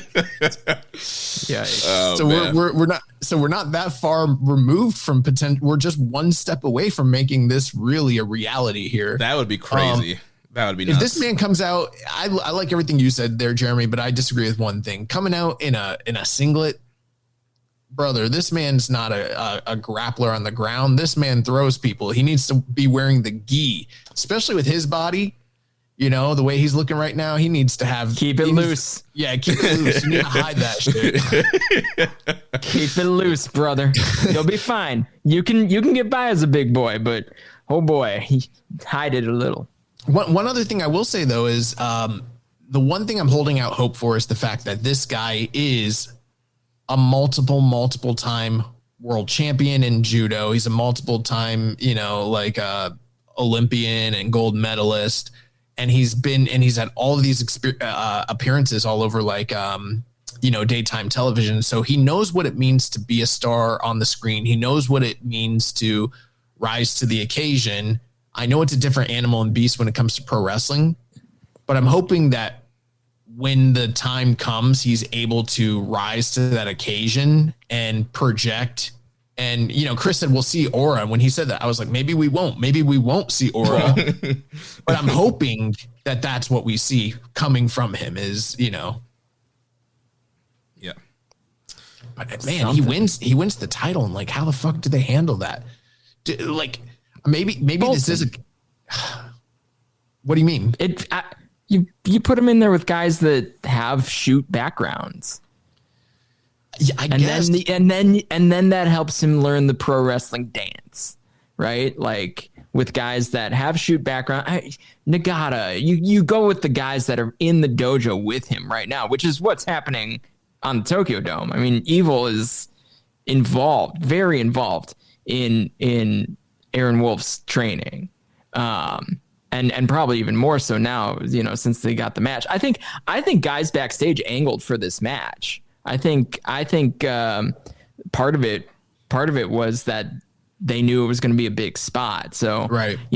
I think Evil may have seen it as an opportunity, and he's involved in, no one wants anyone to talk about it, but Evil's involved in training of young lions. He's a dojo guy. I mean, like, he gets it. And Evil's actually a really good bell-to-bell wrestler when he allows himself to be. And it's very kayfabe that nobody wants to talk about the fact that the big heel is actually the dude that's helping out the young guys and helping them learn the ropes. But that's the case. And that's my understanding, at least. So my understanding is that Evil's been very involved in Wolf's training and then pitched himself as the match. And, it does make all the sense in the world because Wolf's coming in as a Hantai guy, and as a representative of, Japan as a whole. So we'll see if that pans out. But then you take off and you say, here's a bunch of dudes that kind of know the structure in the system. Wolf doesn't necessarily have to work yet. He's just got to learn how to work by getting in there. I mean, he's going to learn in front of our eyes. So then my question to you guys is, in a situation like this, ideally, usually if you have someone you really want to push and you want to make them a major thing, you have them run through a bunch of cans, you have them run through a bunch of people, you give them the Goldberg treatment. But they're starting him off day one in the Dome with Evil. He wins the title from Evil day one. Do you give him a run like that? Like, is he going to go on an extended period with the title where he's like 6 months, 8 months unbeaten and just running through people? Like, what are we doing here? Well, I think the Evil match is going to be a lot of smoke and mirrors. So you can kind of cover up the fact that, all right, it wasn't like this great match and that he beat, a guy that was in the G1 finals or whatever. And so I think following that, like Chris was saying, you put him in there against Nagata and Kojima and like some of these older Never guys where it's not so ridiculous that, all right, he just ran through all these Hanma, like he runs through all these guys that, they're older, but he can beat them because he's younger, faster, stronger. And you can probably get him maybe through halfway through the year, beating some of those New Japan dads, beating some of those younger guys. Maybe you have some like young lions step up to him to try and get a spot because they might see him as an equal because he's just gotten to the dojo. And maybe you try to get him to Dominion somehow. Well, no, I agree with you. It's not about who they have him work with. I'm more questioning the booking. Do you have him carry that title and go month after month retaining and then winning all these non-title singles matches on, road twos? Is that where we're headed with this? Like, when I know that I'm not always the biggest fan of like future booking, but I'm just trying to figure out, like, you put the title on him. Is he going to turn around a month later and drop it back to Evil when we're on a smaller show so that we can give him time to learn? Or is he going to be expected to carry the ball for a little while there? I don't think it's that hard to carry the Never, like the expectations aren't high. And honestly, it's been a varied title for a little while now. Sometimes it's with Evil, sometimes with it's out of its run where Ishii and Goto and Shibata and all those dudes were like carrying it. It's a different type of title because it's now. Him though. Yeah. Because it's him carrying it and there's not a US title and there might not be an international title. There might just be more spotlight on the spot because it's him. That's where I'm just like, how absolutely. I feel does he pop up in the New Japan Cup? Right. I'm wondering, like, is he going to be a New Japan Cup with the title? That's weird, right? Yeah. Is it weird? I don't know if it's weirder of him to show up in New Japan Cup with the title or without one. I don't know. I mean, I hope they make it to where like the top two titles is the unified IWGP V4, whatever the fuck it is that's going to be. And then the other secondary title is the Never belt. And then like Evil wins New Japan Cup and is like, I want my belt back. And he challenges Aaron Wolf. Want my gold medal back. I want the gold medal belt back. I hope Aaron Wolf actually gets rid of the belt and then just starts carrying a medal. And it says never across it. And that's his representation. He's like, never, always. This is the always open weight title. Zack Ryder shows up. Oh boy. There's Always so many ready. question marks with this. Always ready. I don't know what to expect. I don't know if anyone knows what to expect, really. Oh, it feels like the match is pretty clear what it's going to be. Do you think there's going to be a ton of House of Torture isms? Like, do you think that they're going to pull out all the stops, the garrote? But I think Wolf's gonna throw them all. So he's not going to succumb to any of it for any period. There's not going to be. I mean, maybe briefly, but I don't think for very long. I think they're going to make him look strong. I think they're going to make sure he looks like a star. They're going to get their B-roll for all of his entrance thing and for every, for the news and for the TV Asahi broadcast later that night. And then I think he's gonna end up winning. I think he has to. Yeah. That's what I'm worried about, the prolonged heat period that could potentially be there in between the B-rolls. Like, how long will Evil, choke this guy against the ropes and shit like that? I bet it wouldn't surprise me if bell to bell, this is the shortest match on the card. Yeah. I mean, honestly, I would just have him kind of, squash Evil. Like, Evil comes out there, he's super cocky, doing this, ha ha ha, and laughing, and then boom, judo throw. He's selling. All his boys are ringside. He's calling people out. Fale comes in, boom, he gets tossed. Sho gets tossed. Kanemaru gets tossed. Evil gets back up, boom, another throw. 1, 2, 3. Wolf wins. Fale's the featured throw, right? I mean, if he can throw Fale, I mean, then Evil backs off, gives a little way, and then eventually, Wolf catches him and does whatever his finish is or whatever. It's probably just a judo throw. Yeah. You could even have I hope it's like a judo choke, like something where he act like he's wearing the gi and he chokes him and he's pulling on the gi and shit. Or it's an Olympic slam. You could have Evil jump him before the match, and then he does a first throw to Evil, and that's when all the other guys come out. The match hasn't started yet. Throws all the other guys, does a big Fale throw. Bell rings, Evil runs, boom, gets thrown. 1, 2, 3. Beats him. Yeah, plausible. I think Aaron. I think Wolf's winning. I hope he chokes him out with his gi. That's what I'd like to see. I hope Dick Togo gets thrown into the crowd and is never seen again. It just happened. The crowd is so far away. That's what I'm saying. Yes. It's going to be like an anime thrown. Yeah. just launch. I mean, one of the best moments of, I don't know what Tokyo Dome it was, but it was Dick Togo bouncing off the table. Yes. Was that last year? That was it might have been last year. It might have been last year during the Tanahashi Evil match. So funny. Underrated comedy wrestler Dick Togo. Yeah. Marriott Bonvoy is the official hotel partner of US Soccer. Join Marriott Bonvoy today to get closer to the game with exclusive perks, unforgettable experiences, and benefits that go beyond the pitch. Spring Hill Suites, part of Marriott Bonvoy, offers complimentary hot breakfast and spacious all-suite accommodations, perfect for the whole team, with room for up to 6 guests. Make your next getaway a win. Learn more at springhillsuites.marriott.com.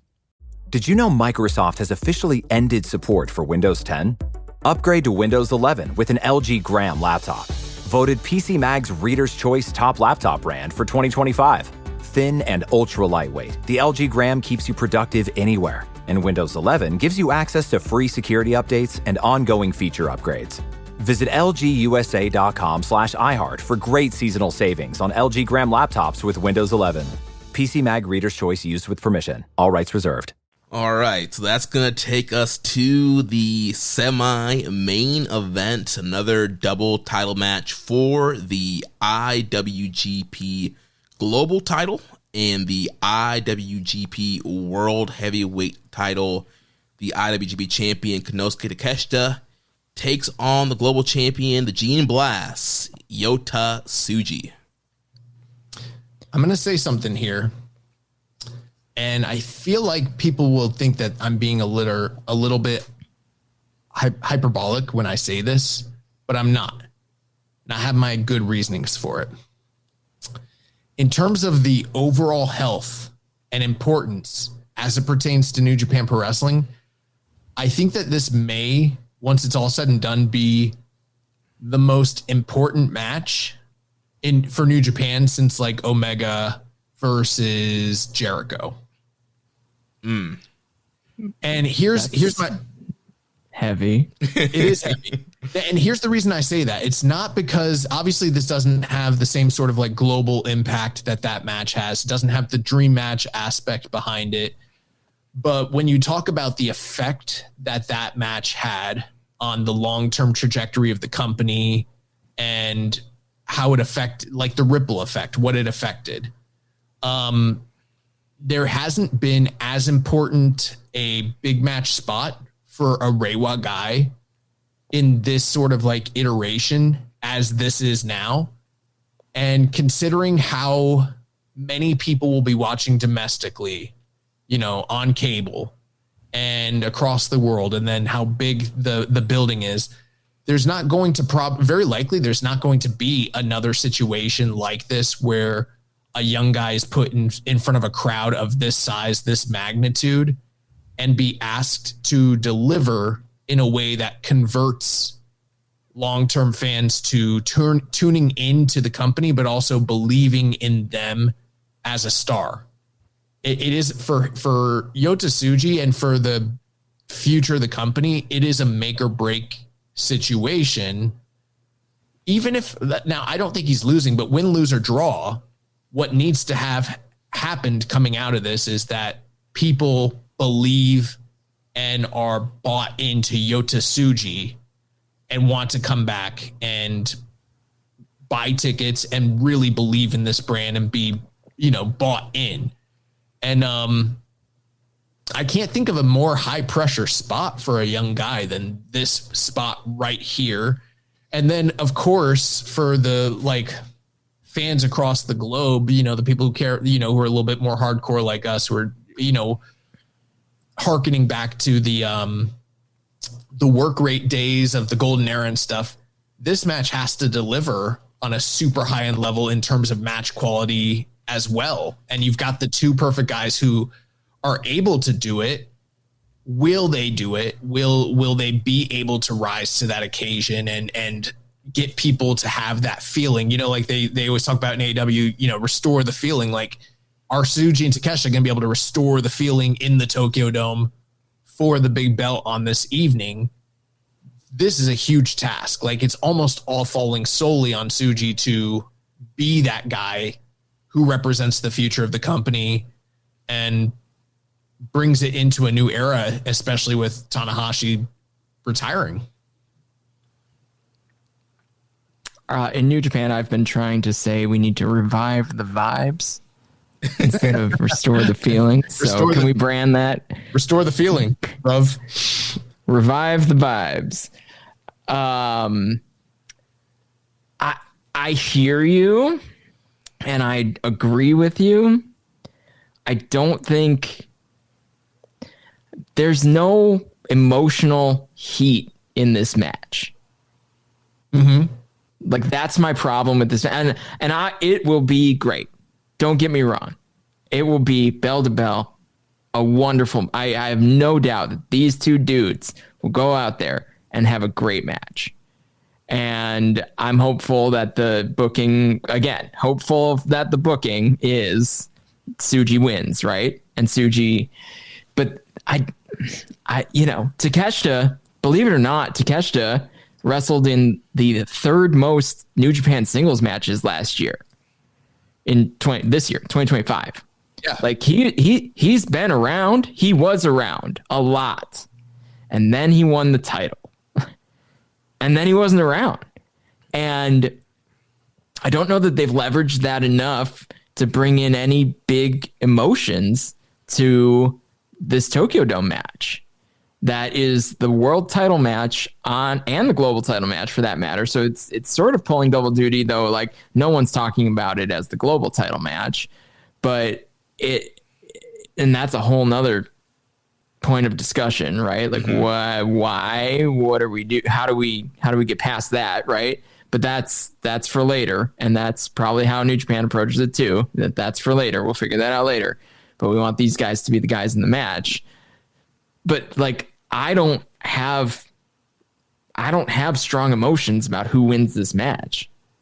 And I want to strongly, emotionally want Yota Tsuji to take the title off of this outsider that won the title, that didn't take this title shot at the Tokyo Dome, et cetera, the G1 winner, which I had no problem with Takeshita winning the G1. I didn't think he was presented very cleanly. I think they screwed up on is he a babyface? Is he a heel? Is he the outside? The easiest story to tell in the world is that he's an outsider that came in and won your tournament and then won your title. And I know that that's the story they're telling, but dude's not there to tell it. Yeah. Like there's no face to face, right? So I'm having a tough time like emotionally having big feelings about who wins this match. Because if Takeshita wins, I'll just kind of be like, oh, so the Tsuji story is that he can't win the big one, and then move on, you know? And I don't think that's the story that they'll tell, but I'm not going to have this like shoulder dropping, relief that Tsuji won the title when Tsuji wins the title. I'm going to say, okay, like, let's tell some good stories now. Yeah, I don't know. I think for me, just as a person that's reviewing this thing and wants the champion to be there on the tours and be involved, and Tsuji just being my favorite Reiwa guy on that end. So it's kind of just like almost like my own emotional narrative. Like I want Tsuji to win. I feel like he needs to win, being the sole Reiwa guy, sole heavyweight Reiwa guy that has a spotlight singles match. I feel like this is a very like hard position in a very big spot, and I think he needs to deliver. I think he needs to win. But I do agree with you, Chris, that on screen they have not told a great story to get the whole collective audience emotionally involved. And it's all like what you said and what we've been saying. Like, yeah, it was such a layup for him to be the evil outsider, gets the win, and you need somebody to defend New Japan. And that should have been the whole story in the fall. Is you have guys who are, flag bearers of New Japan trying to fight him off and failing. And then you're like, man, who's going to be the guy that steps up and defends New Japan? And then out comes Yota Tsuji. I'm defending this brand. I'm defending this company. We're tired of the DDT trash. I got to beat you and save this company. In which they've been trying to do that with some of the interviews, Tsuji and these guys, they're kind of mention that, but it really hasn't been hit home on screen. And I think that has created a lack of story, lack of emotional investment for this huge, semi-main event match, which we should all really be caring about.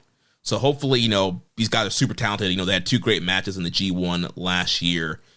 So I think they're definitely going to need to rely on the in-ring, the false finishes and near falls to truly get people emotionally hooked. But I do think that this is kind of a do or die spot for Yota Tsuji, and I know that might be drastic, but I feel like a loss here is going to damage him bad and will damage the company also. Yeah, I agree. And I agree with everything you said as well, Chris, and you, Jeremy. They haven't done a great job building this match. They have not done a good job telling the story. I do think that in hindsight, a lot of us have said, okay, Takeshita, he's been rejected. They probably should have told the story of him being the outsider, the invader, and gone from there. That's fine. I also think it would have been totally very easy for them to have gone the other way and just super babyface him early on and make him, this is my dream. This is what I've always wanted, blah, blah, blah, blah, blah. But instead, I don't know if it was the bad creative. I don't know if it was them acquiescing to him or outside, agents, whatever it may be. But this idea that like, I'm going to make everything globally connected and relevant. It's so middle of the road that it doesn't impassion anything from anybody. It doesn't make you angry. It doesn't make you glad. It's not a heel or a babyface persona. It's just him out there saying shit. and it didn't translate well to the G1. It didn't translate well to him winning the title or winning the G1. And this is a guy that everybody was like, he's a slam dunk layup, could be the ace of the company sort of situation. So they've really squandered their ability to tell that aspect of the story. And I don't know that they have done a great job in building Tsuji necessarily for this spot either.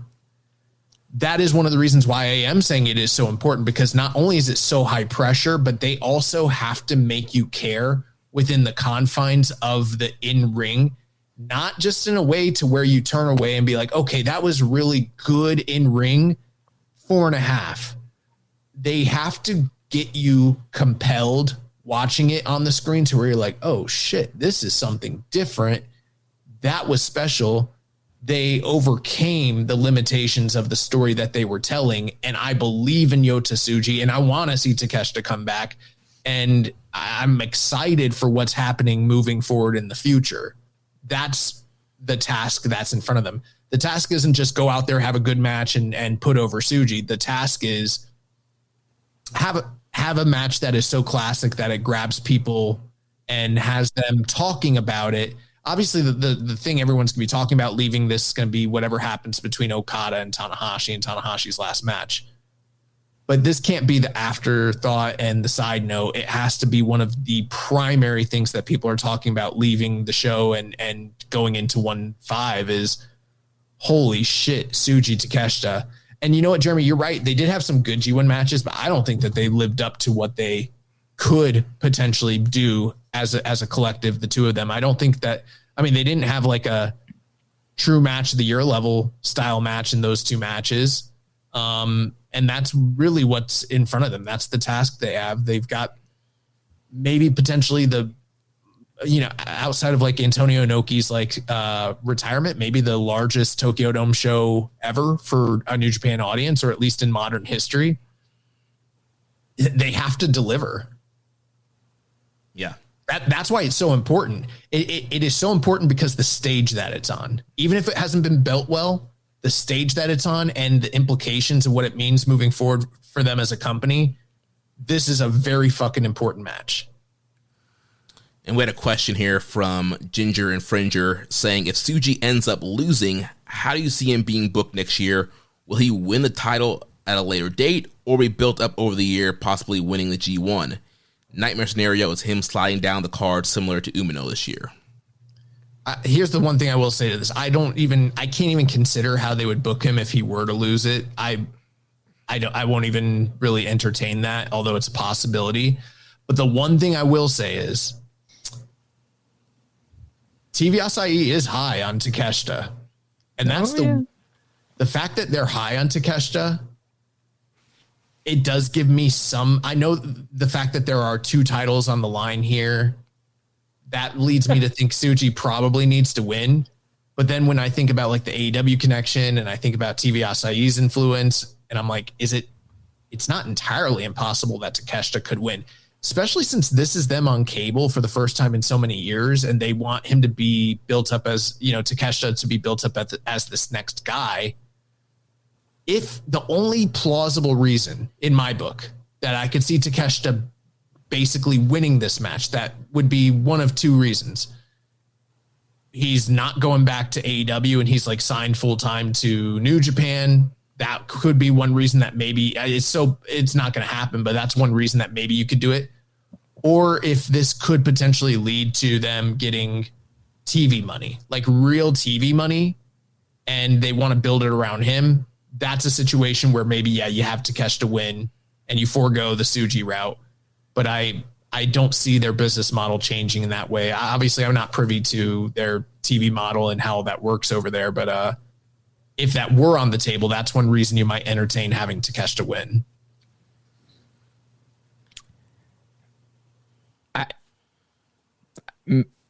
I think New Japan does see Takeshita as a guy on their roster. Like, and I think a lot of us sort of ignore that, but like, I genuinely think New Japan looks at Konosuke Takeshita and says he's a New Japan wrestler. And but the boys don't. No, we know that. We know that. Like, I understand that. I think most of us understand that, but I think they see him as a long-term member of their roster. With that could mean they want to start to tell a long-term story. Now, Tsuji's already lost 2 shots at the big title, right? Sonata and Naito. Can he sustain a third? But then you're telling the Tokyo Dome story too, which is a story that they like to establish. Can he win it in the Tokyo Dome? It would be weird for Takeshita to come out with both of the main heavyweight titles. Yeah. But as stated earlier, Takeshita he had time and space to be around New Japan early in the year last year. Like a lot, all the way through the G1. He was around a lot. Lower on the card, obviously, than what he would be with this situation, but he has the time. I mean, AEW doesn't have another pay-per-view until after New Beginning. It's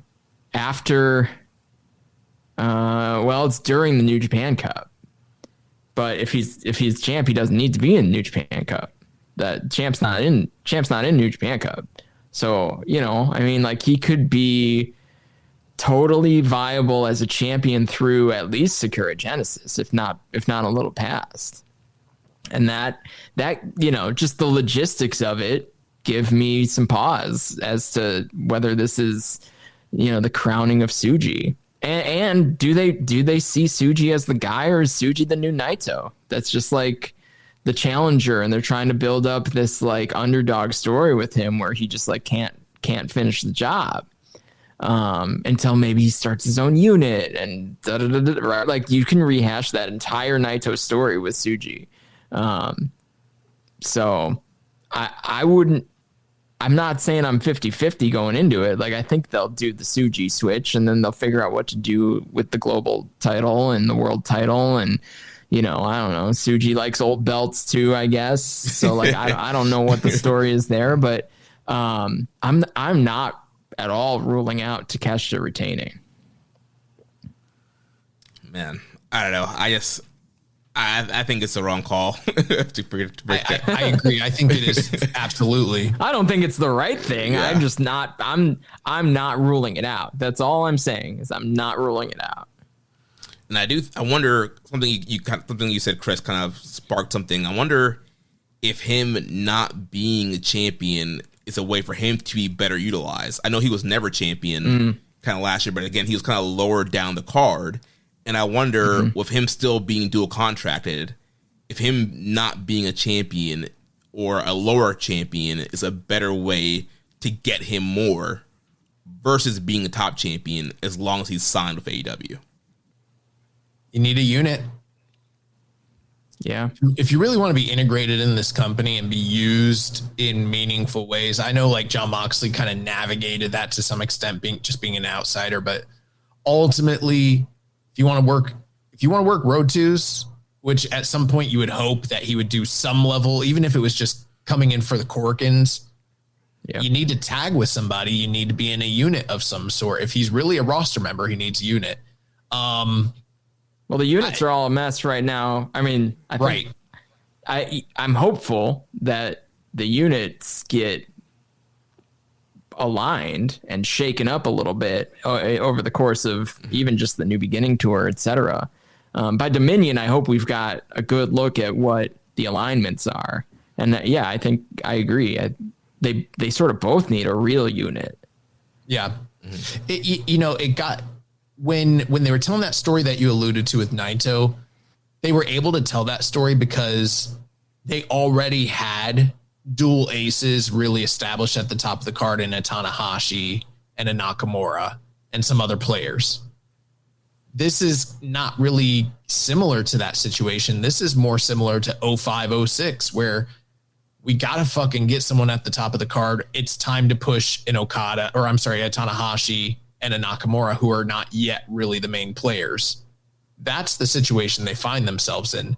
So whether they think he's the guy right now or not is irrelevant. They're not going to, we were wrong. I was wrong this year thinking that they wouldn't sell out the Tokyo Dome. I just didn't think their business indicated that they would actually do this. And obviously I was wrong, but I don't see them doing this again anytime in the near future, unless something drastically changes. If the story is, can he do it in the dome? That's irrelevant, because even if he does it in the next dome or 2 domes or 3 domes or whatever, it's never going to be this stage in front of this audience on this night. This is the night where if you're going to pull the trigger on somebody, you have to do it right now. Any other time is shooting yourself in the foot and missing the opportunity.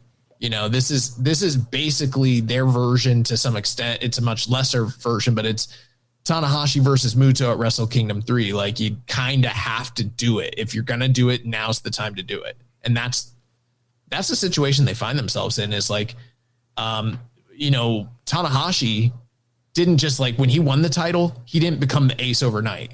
He won the title, and then so did Nakamura, and then so did him, and then so did Nakamura. And they had to try these guys out. They also tried out Makabe.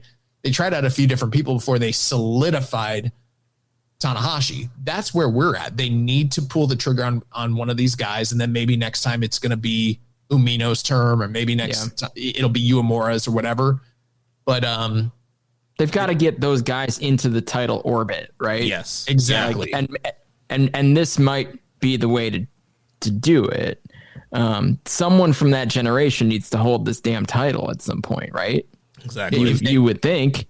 If they have Takeshita win right here, it's going to be a monumental calamity. It'll be a failure for the company. As much as I love him and think he's talented, he's not being perceived that way. He's not being presented that way by the company, and the fans, the audience as a whole, are not perceiving him that way. And I don't think that that's going to be remedied by having him win here. He needs to lose to push the future generation. That's the long and short.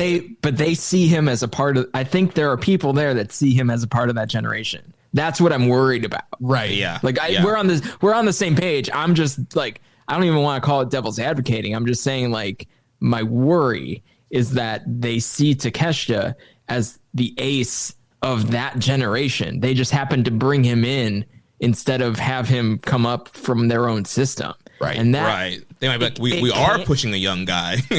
Right. It could work.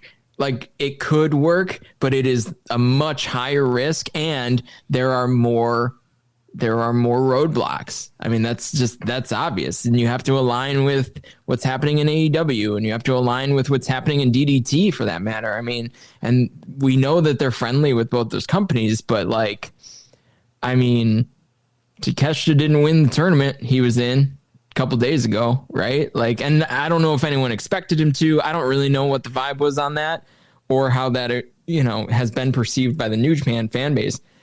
But, like, I don't know that aligns with him being the top champion in New Japan. Like, would he have lost the G1 if he was the AEW world champion? Probably not. He was pretty highly protected, and then given sort of a bullshit out on how he took the loss. I don't think that, I'm not like writing off Takeshita and being like, he's done in this company, he's a failure. I don't think that, but clearly, even if some of the higher ups think that he is part of this generation, the audience does not, the boys do not. The general perception is that he is an outsider, even if he's signed, even if, management thinks otherwise, he's not perceived as part of this company. And that's not going to be remedied by having him win right here. He doesn't have momentum behind him. Sure. The voting in the Tokyo Sports Awards clearly indicates what the perception of him as the top leading man right now is. This isn't where you fix it. This is where you have him take the loss and then fix rebuild. it on the back end. Exactly. And honestly, that's an interesting story to tell, and I'm all in on that. So I'm hopeful. I'm with you. Yeah, I think you can always come back to him. You can't always come back to Tsuji. You could always come back to him on either side of the aisle. Yep. On the heel side or the face side. I mean, it's so he's an easy baby face if you want him to be. I mean, just like let him say this is his dream. I showed up at the dojo. I wrote this letter. Da da da da da. Tell the story. Like go deep into the babyface side of the story, or you have him not show up and don't be on the road twos, et cetera, and he's the heel guy that Uemura decides he's chasing because he wants to, defend the honor of New Japan, right? Like he's got a lot of easy stories to tell, and I hope they tell some of them. But all I'm saying is I'm not ruling it out. It does feel a little crazy considering what we all have to assume the result of the main event is. Yeah. Mm-hmm. Well, one last thing before we move to the main event. Do you think we get a walkout challenger here? I don't think so. Yeah. I don't know if this is the place for it, right? As everyone's just really like, there's a groundswell towards Tanahashi. There is one scenario that I will throw out there. Tsuji wins, yada, yada, yada, big whatever. And then Naito comes out. I know I'm going to the Naito well once again. United Empire's Naito comes out. But if United Empire's Naito comes out. if Naito is the United Empire guy, he's absolutely coming out here. Yeah. Well, I wasn't saying necessarily in that scenario, although that would be cool. But even if he's not X or whatever, which he probably won't be, if he were to come out and challenge, then you're like, oh shit, he's got a serious challenger coming up, blah, blah, blah. But honestly, I probably prefer if they're going to keep it all in house, then you set up his next challenger on New Year's Dash as is traditional. Yeah. Or hear me out. Sonata. No. Yeah. It was his first world title shot was against Sonata. Yeah. But he's this is a different human being altogether. I know, but you gotta clear the deck. Yeah, the only reason I would kind of like it if they did it at the Dome and brought somebody out, if it's going to be one of the young guys, to kind of just establish for this big audience, here's the next challenger, here are our two top guys, whether it's Umino or Uemura, whoever, walks out, and it's like, all right, this is the next title program. These are the two young guys. Get into it. No, it would be Gabe Kidd. I mean, yeah, it could be. Yeah. It could be Gabe Kidd, and it's his send-off. Yeah. If he's leaving. That's been my prediction for a long time. I think what we're gonna see is the dissolution of the War Dogs and LIJ on 1-5, and I think it's gonna lead to Gabe Kidd and Tsuji. And everyone will know what the story is. What if what happens is he beats Takeshita, right? And either already the entire unaffiliated War Dogs are already out there, or they all come out to celebrate, but then they fucking jump LIJ and they jump Tsuji and they like leave him bleeding. And then it is like, what if they do the 1-5 angle at the Tokyo Dome post match right then and there? Then Kenta shows up and then sits on his chest just because. No, but you know what? Gabe Kidd is a dick enough to like literally do the Shibata pose. Oh, absolutely. Yeah, absolutely. And it works with the LA Dojo thing. It works. You could have them. They do the old thumbs up, the thumbs up, the thumbs down. Yeah. I don't know. That would kind of rock. We're getting ourselves so hyped about things that are just not gonna happen. It's gonna be so chalk this fucking show. Yeah, they're gonna cruise right into the main event. So, but that would be sick. There's enough people going to Dash, right? Dash is going to be a full house too. Yeah. They've extended seats. Well, here's the one thing: 5 stars are 5 stars are bust. If they don't have a 5-star classic, like, what are we doing here? Procure the stars. So a final who's scale on the general population of living, breathing souls and hearts and feelings and dreams scale. Well, it's easier to hit 5 on a couple of scales out there. So final predictions. Tsuji. I think Tsuji wins. Yeah. Yeah, Tsuji. All right. Well, that takes us to the main event: Hiroshi Tanahashi's retirement match. As the ace, Tanahashi will take on the Rainmaker, the former Continental and Unified Champion, Kazuchika Okada. That shit is so dumb. I know I haven't watched there's a man that loves a belt, okay? I haven't watched AEW in a long time, but like I tuned in for that show, and I won't get into the ins and outs of my complaints about the show. There was some good stuff, some bad stuff, but like when the end of the tournament just results in splitting of titles so that there's more men's singles champions is so fucking weird. I don't know, whatever. Yeah. I think we're seeing a lot of people cry here, and I don't just mean myself and the audience. Obviously, Tanahashi's going to cry, but I think when it's all said and done, I think Okada's going to be crying as well. He's less known for the waterworks. He's not, because he doesn't cry as often as, say, Tanahashi, but famously, Okada cries. He cried at almost every single one of his exit matches from New Japan Pro Wrestling. He was inconsolable when Shinsuke Nakamura left the company, just like, puppy dog tears just fucking flowing.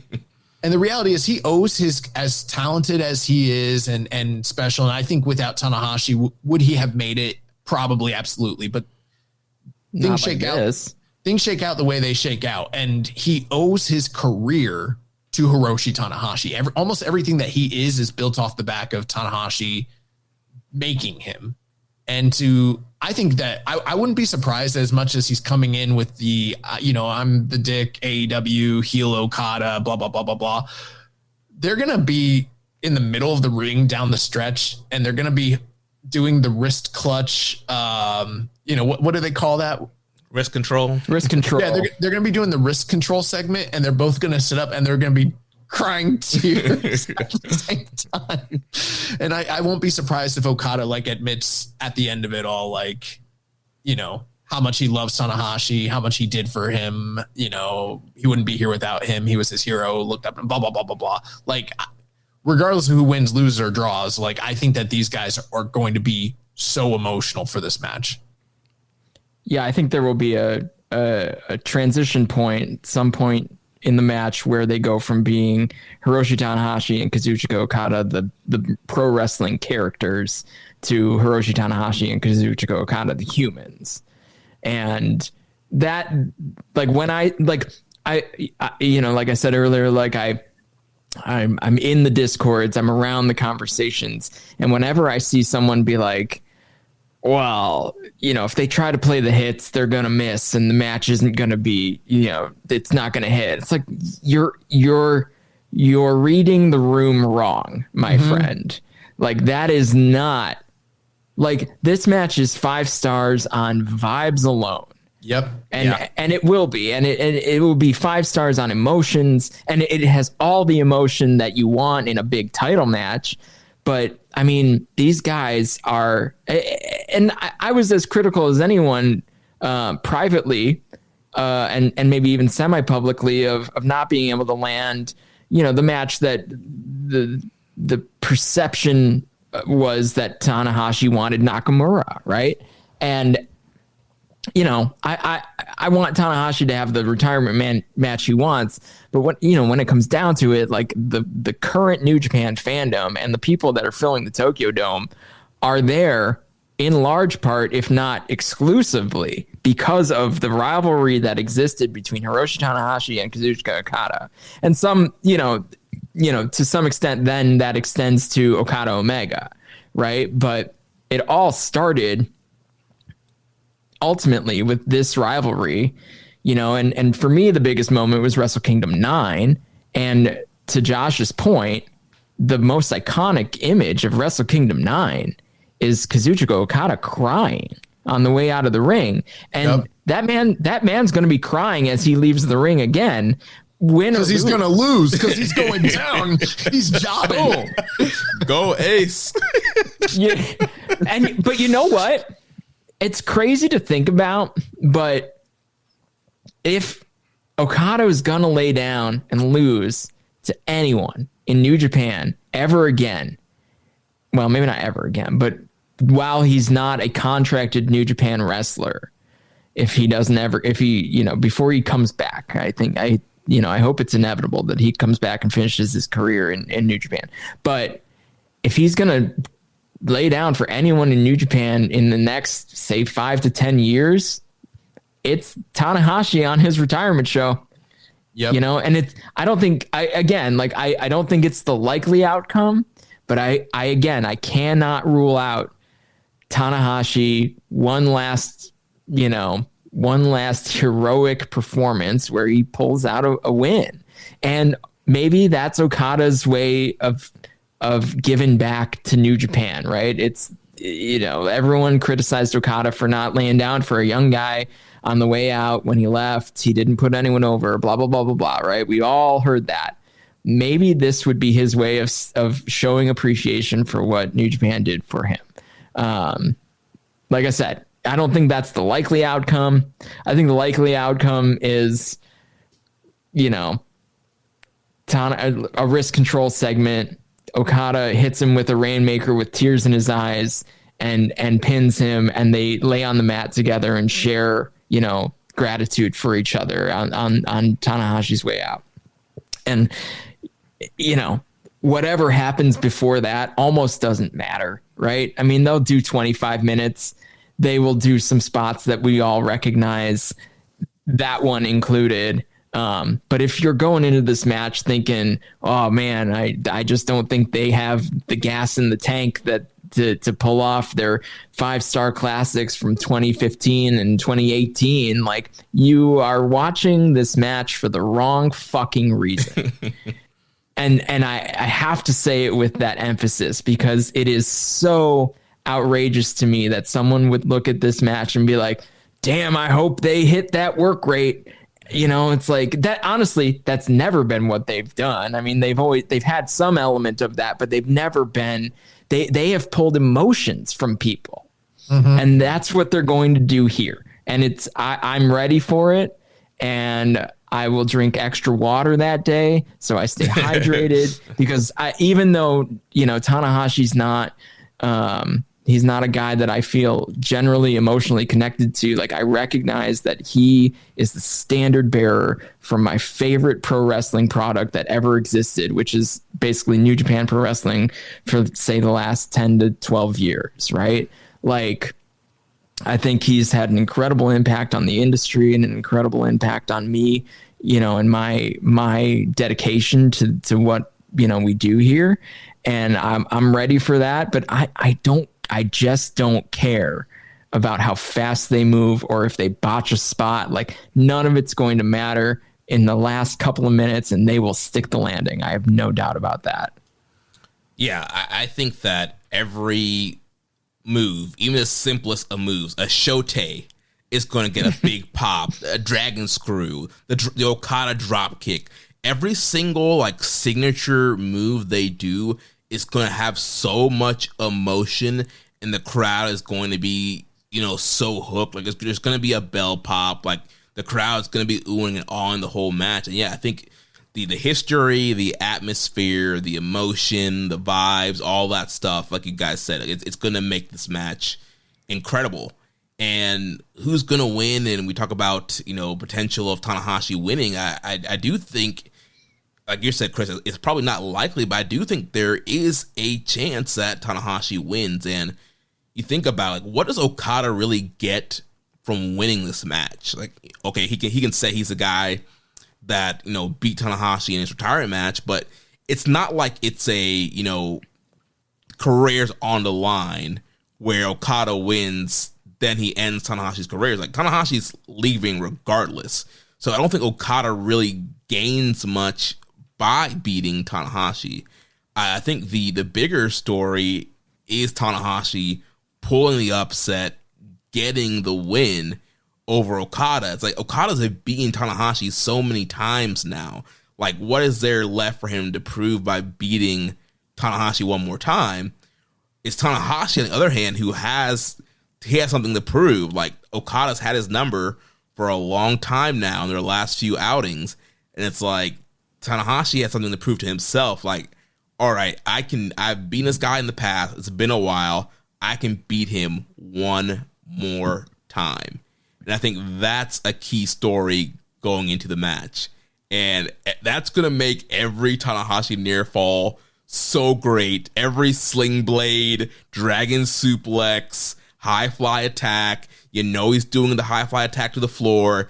Like every hey, he did it in World Tag League, so he's definitely doing it in the Dome.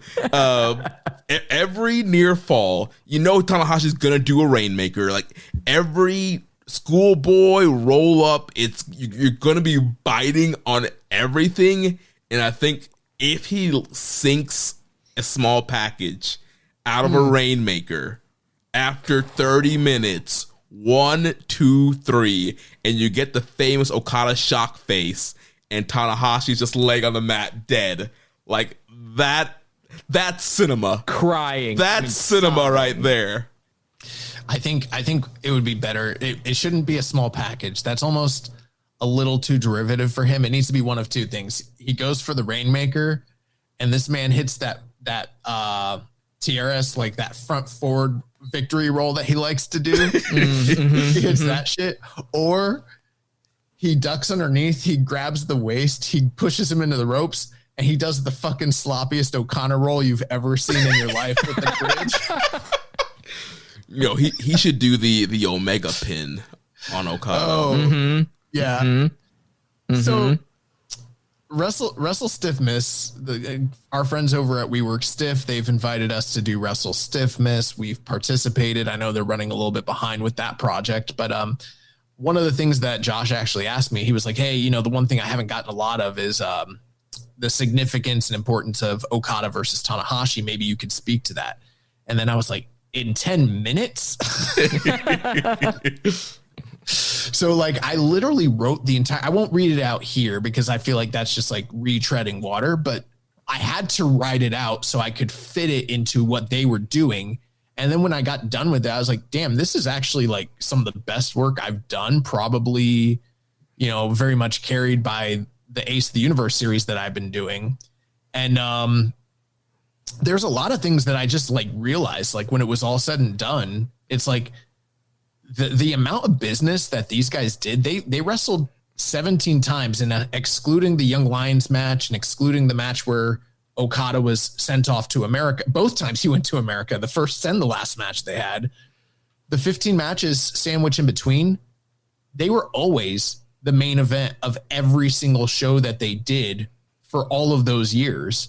And like when it's all said and done, the amount of people that will have reportedly seen their matches live is going to total over 218,000 and change. They like average like a 13,600 and 600 plus like average for a house for the entirety of all their matches through the whole of their career. Like that's insane. And then when you conceive of the critical acclaim surrounding their matches, like they've never had anything less than a great match. Some of their matches are amongst the greatest matches that have ever occurred in the history of the wrestling business. They have this legacy of like literally the entirety of New Japan's, legacy in this modern era. It's built off the back of that rivalry. Literally you can make an argument that AEW probably doesn't exist without Tanahashi Okada. Because the reality is the Bullet Club happened after the Tanahashi and Okada feud, and them catching on a worldwide level and Prince Devitt's ascension doesn't happen without the Tanahashi Okada series elevating it to that level. And without that shit happening, there's no AEW. And also the elevation and expansion of just Puroresu as a worldwide phenomenon really doesn't happen the way it did without Tanahashi Okada. Like, there really isn't a series of matches. There are definitely matches that were maybe more marketable or had bigger stars, or, you know, you can make an argument of a certain series of matches having perhaps slightly higher star ratings. But when you look at in totality, like the combination of like the influence that this series of matches had, the quality, the number of times, the fan investment, the longevity, the importance, the commercial success, the critical acclaim, the legacy, there probably honestly is not as important a series of matches anywhere in the history of professional wrestling as Okada Tanahashi, period. And that's not just like a homer statement. Like, you're going to be very hard pressed to look in all those areas and find something that fits this very unique mold that these two guys have when it comes to what they did together. And this is it. This is the final time. And I am praying to God that Tanahashi rolls this dude up, because I know it's probably not going to happen, but I want that moment of, you know, adulation and jubilance where like the people are just like, oh my God, I can't believe we just saw that, you know? And it might not happen. And he's probably going to go out on his shield and everything like that. I think they're going to knock it out of the park either way, honestly, though. Yeah. We had lots of questions here. First question from Red Bear Hugh. Okada's AEW theme is by J-Rock band One OK Rock. Do you think they'll play it live? Oh, I feel like that would be overshadowing Tanahashi. So no. But maybe he wants to be a heel. I don't, like maybe Tanahashi has something special planned for his entrance. Oh, I have no doubt that'll be a special entrance. Yeah. I think he said during a press conference he's got special first time ever gear, like one time only, and special entrance as well. Yeah. Yeah. He said that already. So yeah, that'll be. I kind of doubt it, but I guess you can't rule that out. Yeah. Next question from Little727. Will they have a retirement ceremony for Tanahashi at the Dome, or wait till New Year's Dash like Liger? And if so, who do you want to see appear? They're doing it that night. They, or at least according to Dave Meltzer, who I heard, said that part of the reason why they have so few matches and the short run time is because they are making allotment for his retirement ceremony post-match live on the air. And that is going to, now maybe he's wrong. I mean, Dave doesn't always get it right, but that's what I heard from him, so if he's correct, then yeah, they're doing it that evening. That's my understanding. And that is slated to then air on the national broadcast. Yeah, that makes a ton of sense. So yeah, that'll be a super emotional moment in the Dome. I think it'd be a lot, more special, doing it in the Dome than waiting the next day till Dash. As far as who I want to see come out, Inoki. He's a tough guy to book these days. I don't know if AI. Yikes. It doesn't have to be AI. They could just do like what they did with Tupac, like one of the hologram. I don't know. I think any and everybody who's been important to his career should come out for that ceremony, regardless of where they work, what their connection is, blah, blah, blah. Yeah. There was a funny joke. Rich made a joke about like the Young Bucks coming in and interfering in this match. And then I was like, oh my God, it's going to be like the Cody WrestleMania Avengers situation. Like Muto's going to run out, fucking Shibata, Nakamura. It's a way to do it. That's a way to do it. But maybe some of those types of people will show up for his ceremony, I'm imagining. Yeah, I think I'd imagine there's quite a few guys that are not on the card and maybe not working, even in an adjacent company to New Japan that are going to be present. Maybe on camera, maybe not. I don't know. I think some of the important names that are probably lesser known would be like Kenzo Suzuki, Wataru Inui, probably Yoshitatsu, guys like that who are very heavily connected to Tanahashi in his past, but they're just not active with the company or even big stars, big names anymore, but they'll probably, be there. Billy Gunn. Charlie Haas. Nick Nemeth. The rude dude, Matt Riddle. Oh, yikes. God. All right. Next question here. Stale Burger Bun. Will Okada use a screwdriver, his signature weapon, on Tanahashi? I hope not. I hope not. And honestly, I think the darkest timeline scenario here is a scenario where Okada wins and it's not this emotional thing. He just sticks heel the entire time and just jobs this dude out. And Takeshita wins, and somehow it's funneled into their AEW storyline and plays out on screen. That's the worst case scenario, is that everything just stays fully centric to what they've got going on in the US at the expense of the company as a whole. And I swear to God that I might not do this show if they do that shit. Yeah, I mean, yes, that is the darkest timeline. That doesn't feel likely. As far as I can remember, I don't remember a lot of actual like AEW angles or action happening, any sort of storyline advancement happening on any New Japan show. So I assume that will continue, and that's probably because they do plenty of stories on their own show. And I think people are probably worried about it because of the Takeshita, presentation during the G1, and obviously that's all interlinked. But there's something about just general character alignment versus like story progression.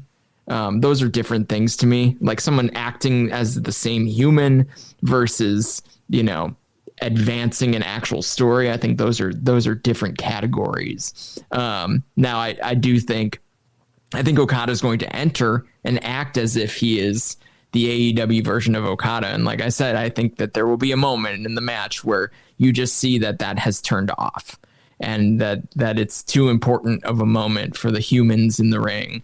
That then it becomes, something different regardless of who's winning. So, I'm cautiously optimistic that that would be a change for them to like really press on AEW storylines, especially in a Dome show. Even at the Dome show that was co-branded, they hardly ran AEW stories. Right, and they didn't mention either of them being at the Dome on the pay-per-view either. So yeah, I don't know how heavy that's going to play into what's going to happen here.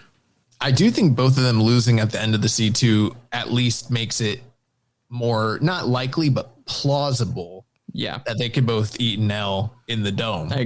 I agree. Yeah. Which that's the happiest timeline. The happiest timeline is not only does Tsuji win, but he ascends to superstardom, and then Tanahashi gets Okada out of there with a roll up, and that's like, all right, we're fucking off to the races. Let's go. Yeah.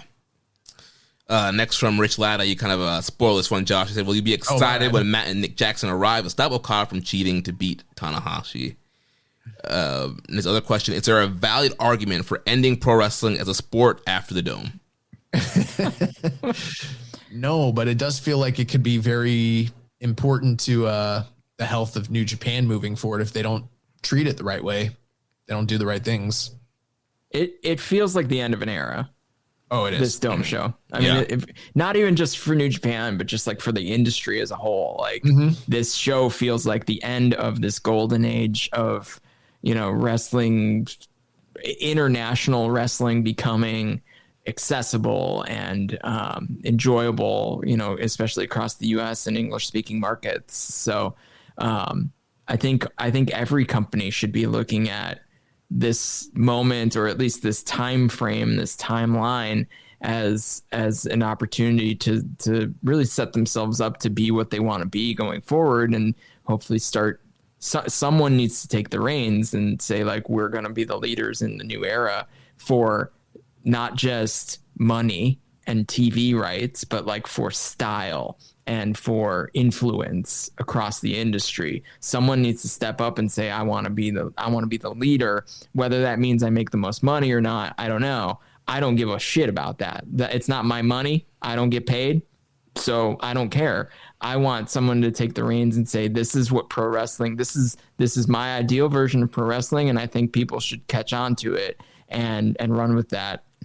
And this is the perfect opportunity to reflect on that and say, we've got to make that move. And New Japan has historically been able to do that, especially out of situations where people are down on their product. So I am hopeful for that. And maybe that means it's AEW and they do that, but they love TV money. So they just make TV money and make TV shows. And then they're a TV show about a wrestling company, not a wrestling show about a wrestling show. Mm-hmm. So, I would prefer for New Japan to look inward and say, we're the leaders in this industry and we set this whole thing up and we're the reason that company exists. And we're going to go out and do the best version of pro wrestling that there is, even without Hiroshi Tanahashi.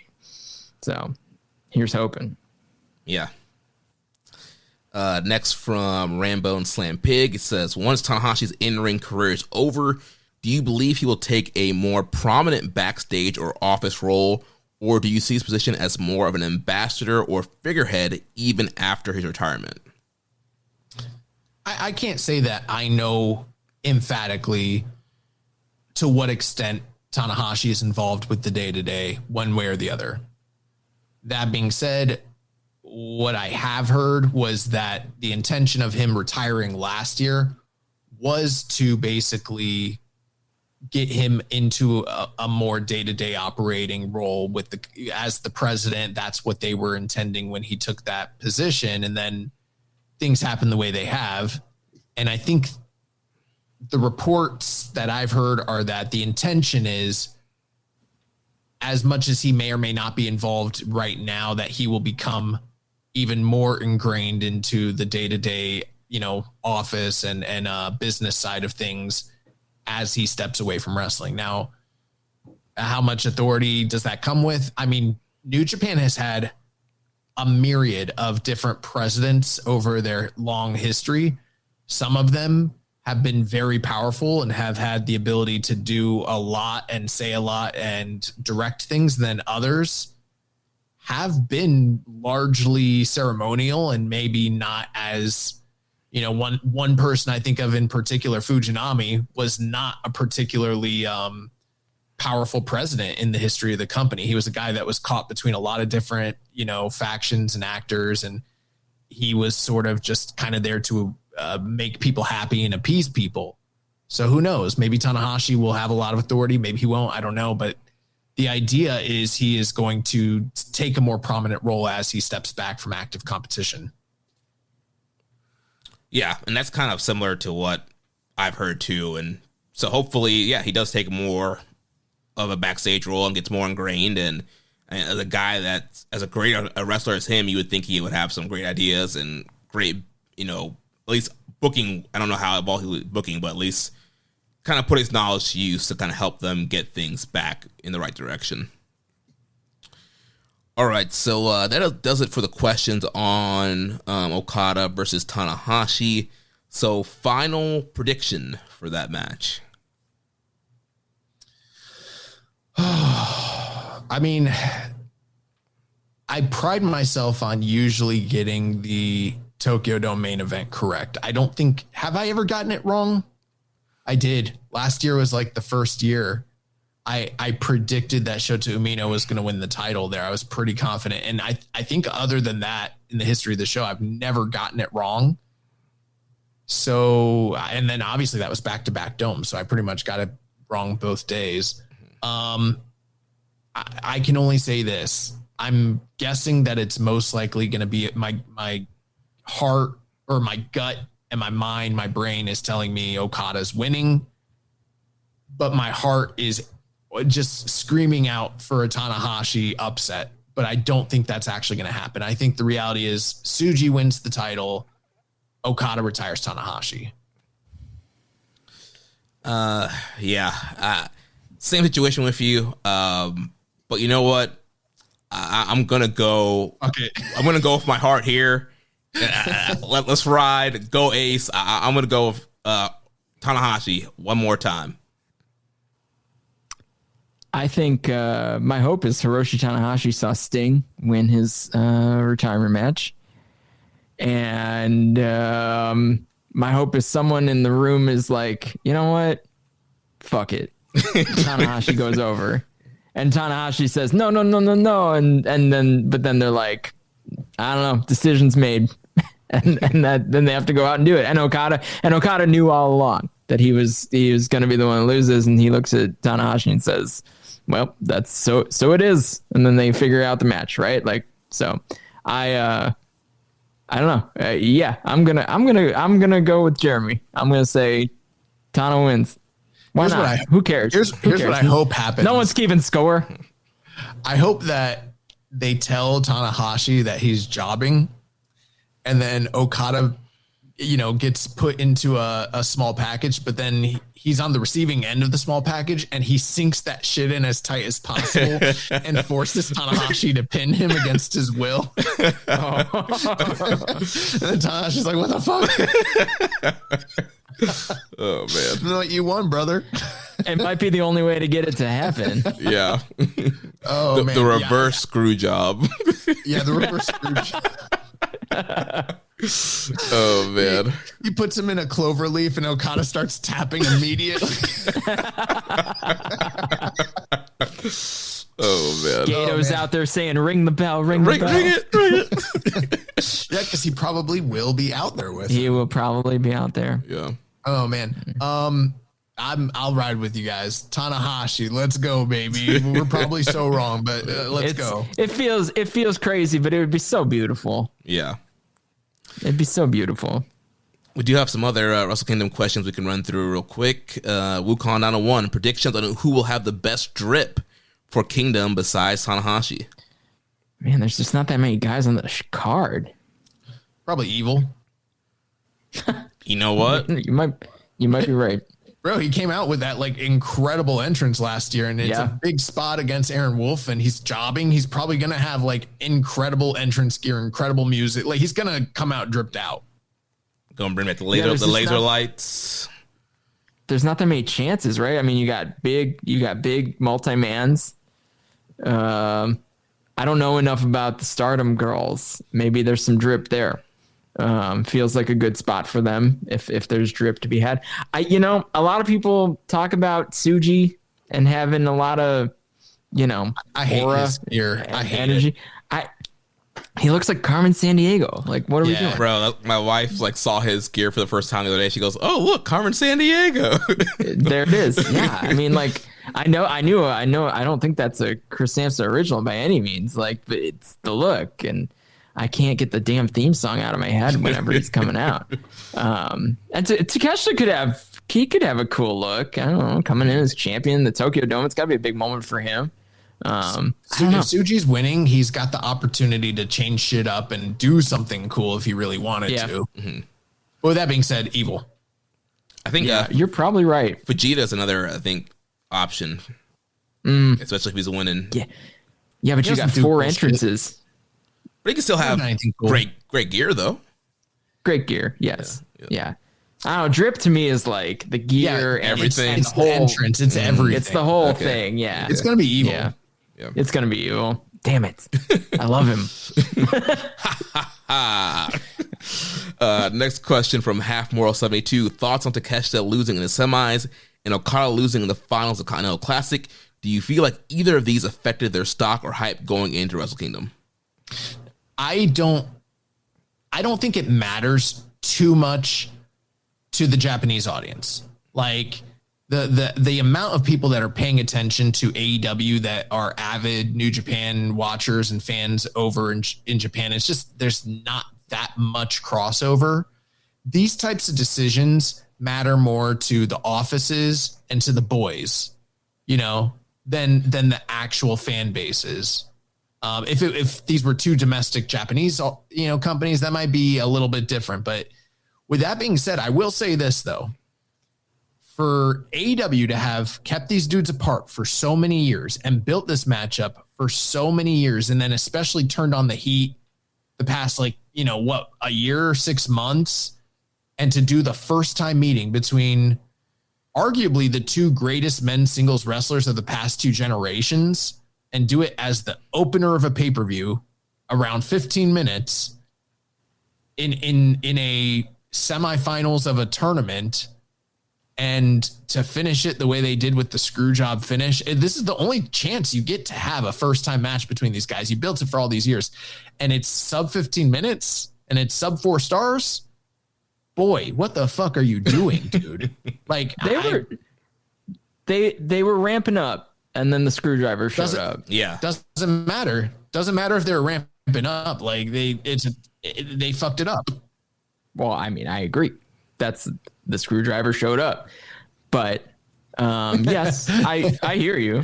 I mean, I hear you. I'm with Josh. I don't think there's enough pro wrestling fans that pay attention to all pro wrestling. I think pro wrestling is so siloed into its own little, you know, in its own little areas. And I think a lot of people know that, like, Okada and Takeshita are headed to the Tokyo Dome, and like they know that, like they've seen it or whatever, but I don't think they're like paying attention to the nuance and the detail of what that means or what it could mean. Even if they're historically New Japan fans, maybe they're thinking about, you know, tagging in and watching Wrestle Kingdom. Obviously, it's probably the biggest, you know, the most watched show of the New Japan calendar, but I don't think the greater New Japan fan base cares at all what has happened in AEW. Yeah, I mean, just look at that Wrestle Dynasty number last year. Like, the Japanese audience does not hold AEW in like some super high regard. I mean, obviously they do show stuff on World, like Dynamite and Collision are on World, and Despy does commentary. I know Despy tweets about it and stuff like that, but overall, the overall New Japan fan base is not tuning in every week to watch Dynamite and Collision and see what's happening with all these guys. Like, they might hear stuff when they do interviews in Tokyo Sports or whatever, but they're not following this thing like, you know, you might see on Twitter where people follow everything. And so, I don't think it affects it. They didn't even mention the Tokyo Dome once in either of their matches, so I don't think AEW really cares with them both losing, and I don't think it really affects their hype going into the match. Next question from Fun Internet 8609. What match would you want for each of the following if they were to have one more Wrestle Kingdom match? Omega, Okada, and Ospreay. They can just all wrestle each other. 3-way. That'd be a sick 3-way. That'd be pretty good. I don't know. I mean, like, I'm not saying no to watching that. It is funny that Will Ospreay, right? He did that big blow off in that cage match and was like, "This isn't it. This isn't the end. I'm gonna be back." Years have passed, bro. He's never even sniffed coming back to the Cerulean Blue since then. He'll be back. He'll come back. I believe him. He's young enough too that he'll do another run or something. Yeah, but they made it sound at the time like, like shared guy. Signed. Yeah, shared. No. Come back. No, you never came back. No, I don't really care. They just said that so they could announce he was coming. Remember that? They like announced like, "Oh, we signed Will Ospreay. He'll be here in March," and it was like November, like, which was fine. Whatever. I don't know. Tanahashi. I'd like all three of them to wrestle Tanahashi again. It would be great. I mean, Omega Tanahashi was great. Okada Tanahashi, we've talked, and Ospreay Tanahashi never really got a lot of shine. I know that was Ospreay's big moment, his coming out moment during that G1, but they never really got to do a big, program or anything. They've probably had some matches, but nothing that was like, super, super relevant. So, hey, if we're dreaming, let's dream big. If we're just doing funsies, I would say, I think Okada Takeshita under the right circumstances in the Dome is very special and probably would matter. I plausible think, too. Yeah, I think Shingo and Omega, the fact that has never happened. I don't know if it's something that could happen in the Dome, but that's something that just should have happened by now and it never has. So I would love that. And then as far as Ospreay, that's a tough one. Maybe I don't know. You guys got any ideas? I think if you can get Callum Newman to a spot where he's a star, like there's a built-in story there, and that could be a big moment for him. All right, you convinced me. Aaron Wolf and Will Ospreay. Hey, if there's anybody that can get a 4-star match out that man, it'd be Ospreay. I've heard that styles make fights, so that would yeah. Honestly, now that I say Styles, I was gonna say AJ Styles. AJ Styles, yeah, that'd be fucking awesome. Yeah, in the Dome, we know they both hold Japan in that same regard. That it made their career and that it built them into the wrestlers that they became. Like that would be really neat, actually. So now that I say that, that's my answer. What we should do for Omega, we should do a who is the real Bullet Club leader gauntlet. Yes. And you have a gauntlet match of every Bullet Club leader. You get Devitt out there, Kenny, AJ, sick. Jay White, Finley, Carl, Cody. Well, yeah, I was gonna say, what about the guys who said they were the leaders, right? Cody, Carl, Evil. Adam this Page. Actually sounds. Adam this Cole. sounds like Kenny. I'm sorry, Adam Cole. This sounds like Kenny Omega's retirement match. That man's gonna retire in the Dome. I'm calling it. That'd be great if he does. Yeah, be cool. It'd be great. Next question here from Make Way for Slide. What are the odds that the last two matches of Wrestle Kingdom have outside interference / shenanigans involved? Specifically, I'm thinking Okada interferes in Takeshita's match and or Takeshita interferes in Okada's match. I don't think that kind of interference would be entirely out of place in the right circumstances. However, the idea of using the interference to elevate an AEW feud during Wrestle Kingdom semi-main or main event seems like a mistake. Yeah, I already talked about that. I don't think that's likely at all. Honestly, you're not going to see Okada before he comes out for his match. Yeah, no. And I guess maybe you could see Takeshita, if he wins, come out and screw Okada. Because like if they got in New Japan, if you lose, you rarely come out to do anything later in the show. They sell it, right? They lost the match, they're hurt, they're blah blah blah. They got pinned. They don't even come out and help their unit mates, right? That's always a tell if you've got a show that's built around one unit and then the title match has, a member of that unit. Like if all the other dudes lost, like that means that dude's got to do it on its own. It's these subtle stories that get told, and Takeshita would have to win his match and then come out and screw Okada like that. For what? Like Okada doesn't lose anything by losing. We already talked about that. Yeah. Remember in 2004, the Royal Rumble, when Brock Lesnar and Goldberg were both world champions and they like met up backstage and like, hey, and they both had their belts and they talked shit. That's what they should do here. Is they should have a backstage segment with like Okada and he's got the international title. And then, he's like, oh, that the IWGP World title, I've held that a few times. And he's like, oh, last time I saw you, you had a unified title, but now you got less belts now. That's what they need to do. I don't doubt that it could come up in the backstages. Yeah. Like that wouldn't, but it's not this whole event is not about pro wrestling angles. Honestly, it's about, to me, it is showing. Well, all right. I'm sure AEW will be back in Tampa soon, Josh. I'm sorry that you missed. No, I don't mean for them. Just if you've noticed, every prediction we've given, I've predicted an angle. We need some nominees for that angle of the year for next year. You're trying to get that Miz girl shot from wherever you're sitting in the Tokyo Dome. You want to be like Mr. Grumpy, or you're gonna have a shock face. Yeah, No, but they might catch me crying, like, you know. Oh, people. Someone's gonna send video of all you guys crying. Better make it to the internet. Rambo and Slam Pick says, other than Tsuji, which younger talent do you believe will benefit most from the big spotlight of the Dome?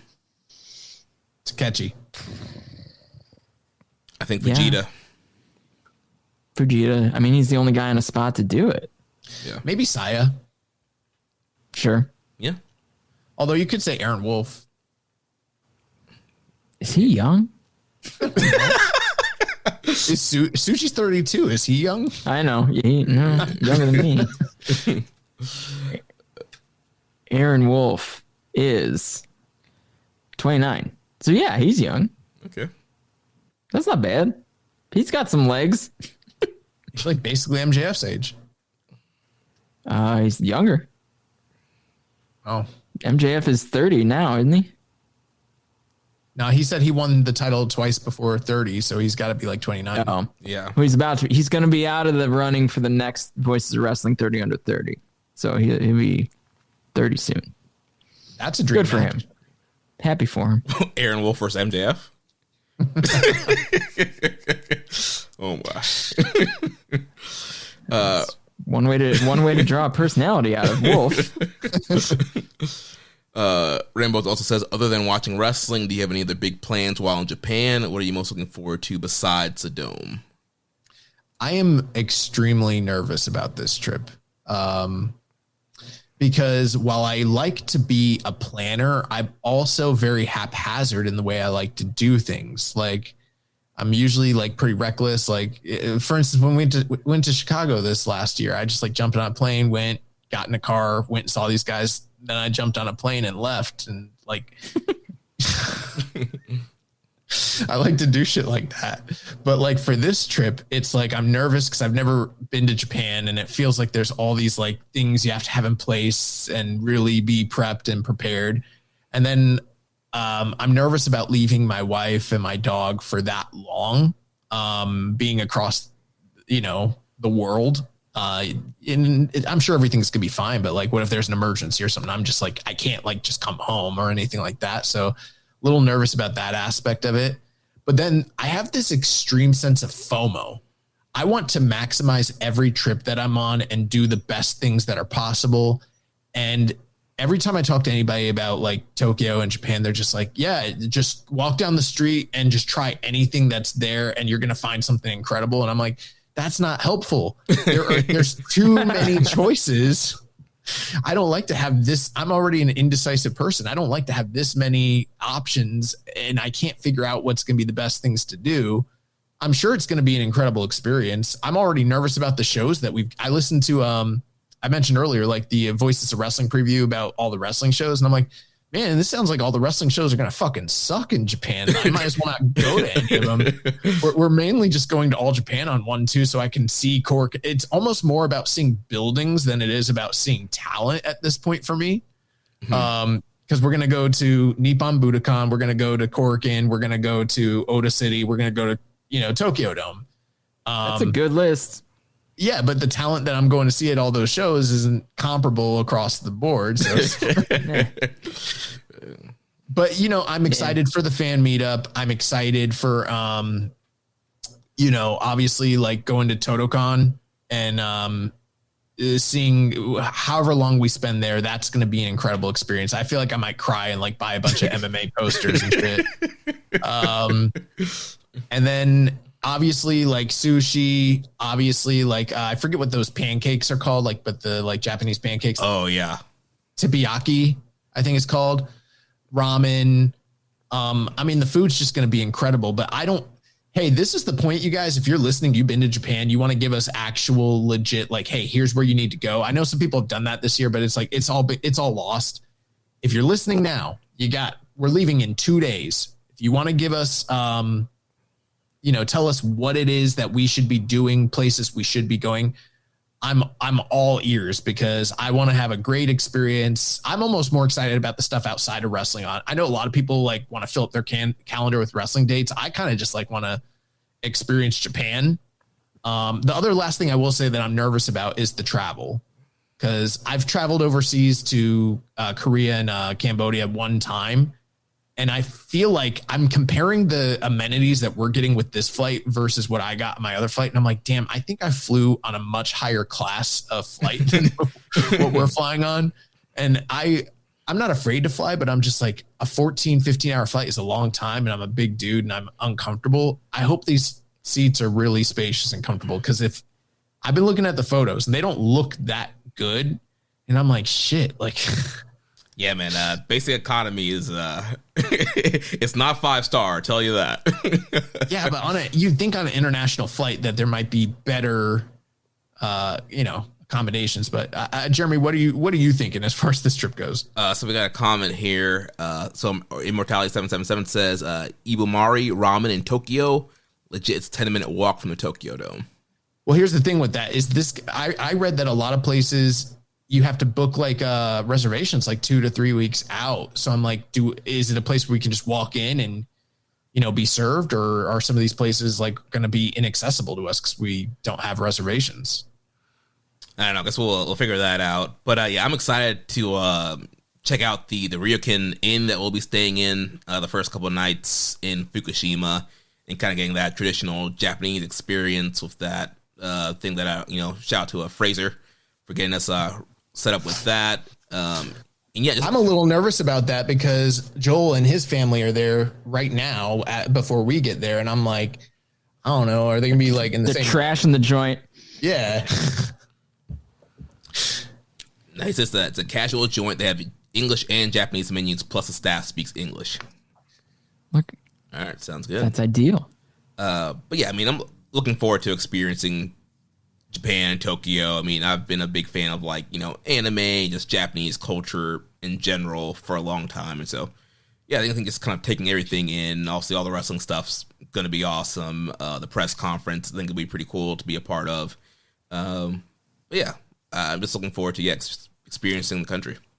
Yeah, I know there's some sections of Tokyo that are explicitly for like the nerd culture and like anime and stuff. So we definitely have to go to that area, Jeremy. Mm-hmm. Funny thing is my brother-in-law, he doesn't listen. He was out having a brunch with my wife like yesterday, and he's like, "Are you worried about Josh in Japan?"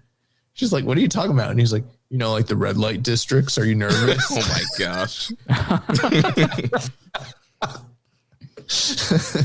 I was like, I wouldn't do that, but I'm gonna have Jeremy with me the whole time, so I'm definitely not not going to any bathhouses. My name's not Great O'Con. I'm gonna get a picture of you riding a dick like a bull. New Kiss logo. Death Triangle 720 says, do you think the New Japan needs to be a little bit more aggressive with Wrestle Kingdom? It feels like a waste having the 6-man Rambo as a consolation prize for a ton of the guys of the future. The reality is, and it's something people just have to make peace with, the fact that this is Tanahashi's retirement and the fact it's being broadcast on national cable means that the show's being tailored to a more widespread casual audience. And that's why things are happening the way they are. I don't think in the future, unless like this is really, really, really successful and, attracts more eyes moving forward. I would imagine in the future, they probably go back to your more traditional Tokyo Dome structure, but this is more so for lapsed fans and casual fans to really showcase big attractions more so than anything else. Yeah, this is very much a special circumstance show. Yeah, so I wouldn't, but do I hope some guys get some featured spots? Yeah, absolutely. Yeah, I do think the card is potentially built for that. So, if there have been a lot of Tokyo Dome cards with a theme, right? This type of wrestler wins. The wrestlers in white all lose. Then Okada comes out in the white robe that was supposed to change color. They do some card length themes. I don't know if there's necessarily going to be that with this, but if the theme becomes, the winners are all coming from the next generation, right? So even if it's Umino, Takeshi and Yumura win the gauntlet, I guess Saya wins the stardom match. Callum gets the pin in the 10-man tag. Fujita wins. Aaron Wolf wins. Tsuji wins. Right? Like, you could build, 6 of the 7 matches on the card to have someone from the next generation win the match, or from the, I guess, current rising generation win the match. So I'm a little hopeful for that, even if that's very simple and seems so obvious, but I don't know, do it. Don't forget Chris Brooks. Sure. There's another question. Do you think any angles outside of Tana's final promo will happen at Wrestle Kingdom? I think we kind of went through that.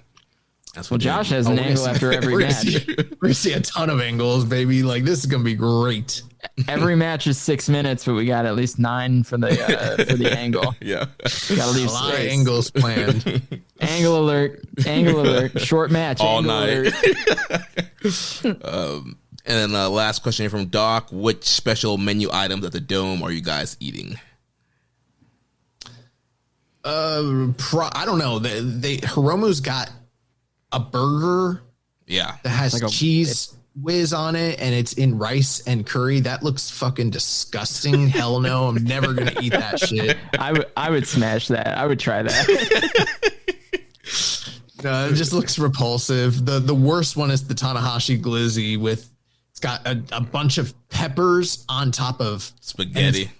It's a hot dog with a bunch of spaghetti on it. But I think it might be like yakisoba. I think it might be like Japanese noodles, but then it's got a bunch of peppers on it, and then it has mustard and ketchup all over it. It's disgusting. I'm definitely not. I'm a pretty adventurous eater, but I'm not eating any of that. I saw that one was the Yano one was like just fried chicken and hash browns, baby. Yeah, that's probably the safe route to go. That's boring as shit. That's the total opposite end of the spectrum. I'm not eating that. And then maybe I'll have that dessert, but like I'm just kind of hoping, like, I don't know. Do they have just Japanese food that might be good that I don't have to like eat this shit? That sounds horrible. Yeah, probably. My bet would be yes. Hiromu's is the cheese hamburger steak curry. It doesn't look good. I'm looking at the pictures right now. That's not something I'm eating. That Tanahashi dog, I would try it. I think I would try it. I'm not going to be there, obviously, but I think I would try it. There's just like, I love like, I mean, I'm a Chicago dude, so like Chicago dog doesn't make any sense either when you think about it. No, Chicago dog is so good. Oh, don't get me wrong. It's good. I mean, maybe this shit's good. Look at it. Never know until we try, messy. Right? It's definitely messy, but I love a gimmick hot dog. So Jeremy, can you share the graphic? So did you prep that? We got the graphic ready to go. No, I don't have the glizzy graphic ready to go. I'm looking at it. It looks, I don't even know what's in this. It looks so horrible. This is horrible. I legitimately can't make sense of like what's on this hot dog.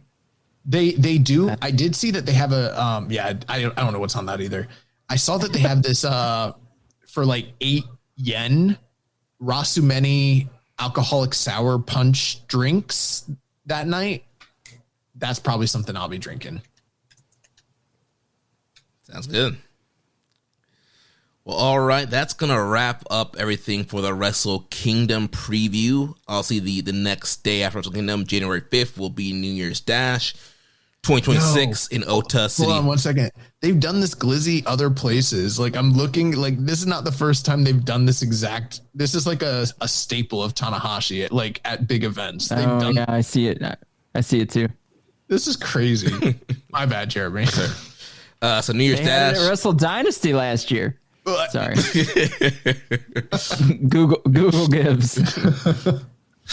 So New Year's Dash 1-5 Ota City, General Gymnasium. We already have the tag team title match set up. Knockout Brothers versus TMDK. Quick predictions on that title match. Knockout Brothers lose the titles as they head off to WWE, and then post match, the Young Bucks come out and they challenge the new champions TMDK to a title. Angle alert, baby. Dude, Young Bucks versus Zack and Oil would rock. I could see a title change there, just to give Knockout Brothers a chance to be the chasers.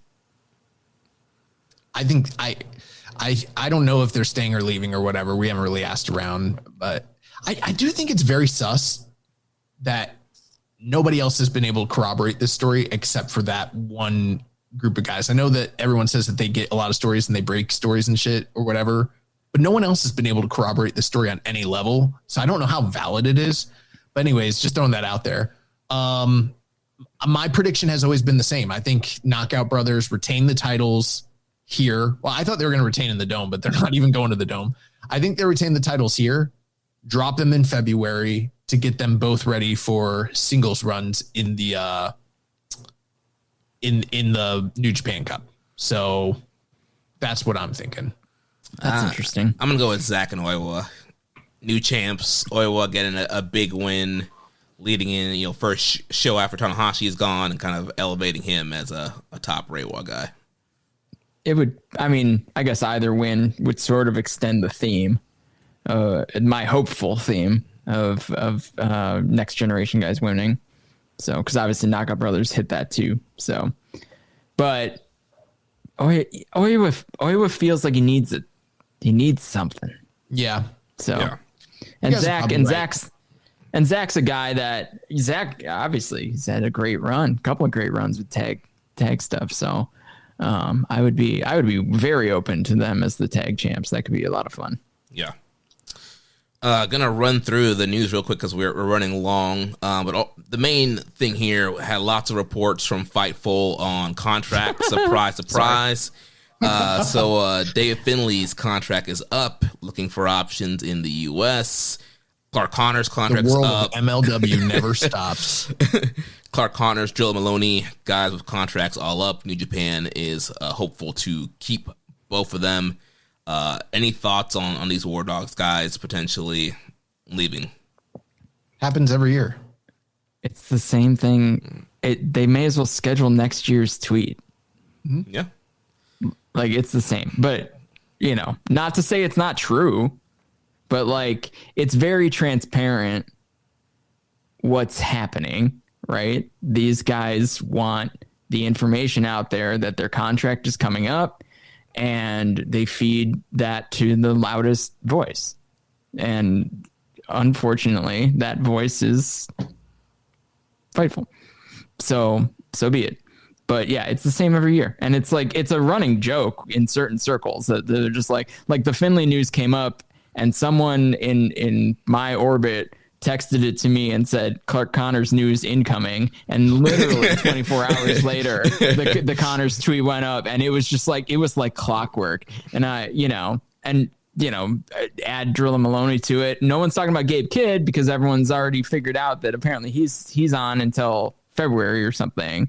And I think everyone knows the score there anyway. So, it is what it is. It's news. It gets the clicks. It gets the information out there. It serves the purpose. It's a little less transparent than the Hikuleo podcast tour when he was wedging in that his contract was coming up. When he came on this very program and being like, my contract is up. Your program, speaking of strong style, I think he was on half a dozen shows that week. Well, it was him and ELP, but the funniest shit, I didn't listen to everybody else's, obviously, because we already did our own. But we sold the shit out of it. We did not. If you go back and you listen to it, we're like, well, tell us more about that. What are you thinking? We're like, they're like, well, you just never know. Cause we're like, well, what's next on the horizon for you guys coming out of World Tag League, blah, blah. You got Bishamon coming up and like, well, we don't even know if we're going to be around, you just never know. Cause, we've having talks, we don't know if we're resigning, blah, blah. And then we're like, All right. So tell us a little bit more about GOD and the inner workings. Tell us about being in the Bullet Club. How was that? We were keeping everything extremely kayfabe because that's how a lot of their, when you interview guys, that's how they want things done. They're trying to feed us information about their contracts being up so we can get aggregated and get that shit out there. We're like, no, let's keep this kayfabe. So Jado, he's a really great mentor. Yeah. So it's not quite that, but it's the same thing every year. And it's always, now it's just the War Dogs. We just always hear about Bullet Club or the War Dogs guys, and their contracts are up in January. Big surprise. And Death Triangle 720 asks, hypothetically, let's say Finlay does leave. Do you think New Japan just kills off the War Dogs altogether? I don't know. It's kind of a good vibe. It depends who stays. I don't think it matters who leaves. It does depend who stays, though. If there's someone worth carrying that mantle, then sure, let them run with it. Like if Finlay leaves, but somehow they get Gabe to stay, and you just give him the unit. Maybe Calma is doing the real shooter thing because he's going to take United Empire's being disbanded. War Dogs are being disbanded, and he's just taking over the Bullet Club on 1-4. We don't know it yet. That did feel like where it was headed. Callum Club. but now it feels like they finally convinced someone to be the leader of United Empire. Naito. Sort of. Naito. Speaking of United Empire, Francisco Akira announced in his blog that he is feeling better and hoping to make a return soon. Maybe that'll be at the Dome. Who knows? Also, New Japan revealed dates for the upcoming New Japan Cup next year, which will begin on March 4th at Korkin and will run through March 21st with the finals at Arioka Naoga in Nagata. So tickets will start going on sale for that next month. And then we got the Concorso results. So Hayo from Dragon Gate got 768 votes, ended up winning the Concorso. And we do have special audio from the Tunnel Talk girls and Trish from Trish and Sarah. They gave us their own thoughts on the Concorso. And I can't wait to hear that. I'm wondering if I should splice that in here or make it its own thing, because this is running pretty long. No, just splice it in. This is a Wrestle Kingdom episode. Fuck. All right. You can put that at the beginning. I don't give a fuck where you put it. All right. Well, I'll splice that in right here.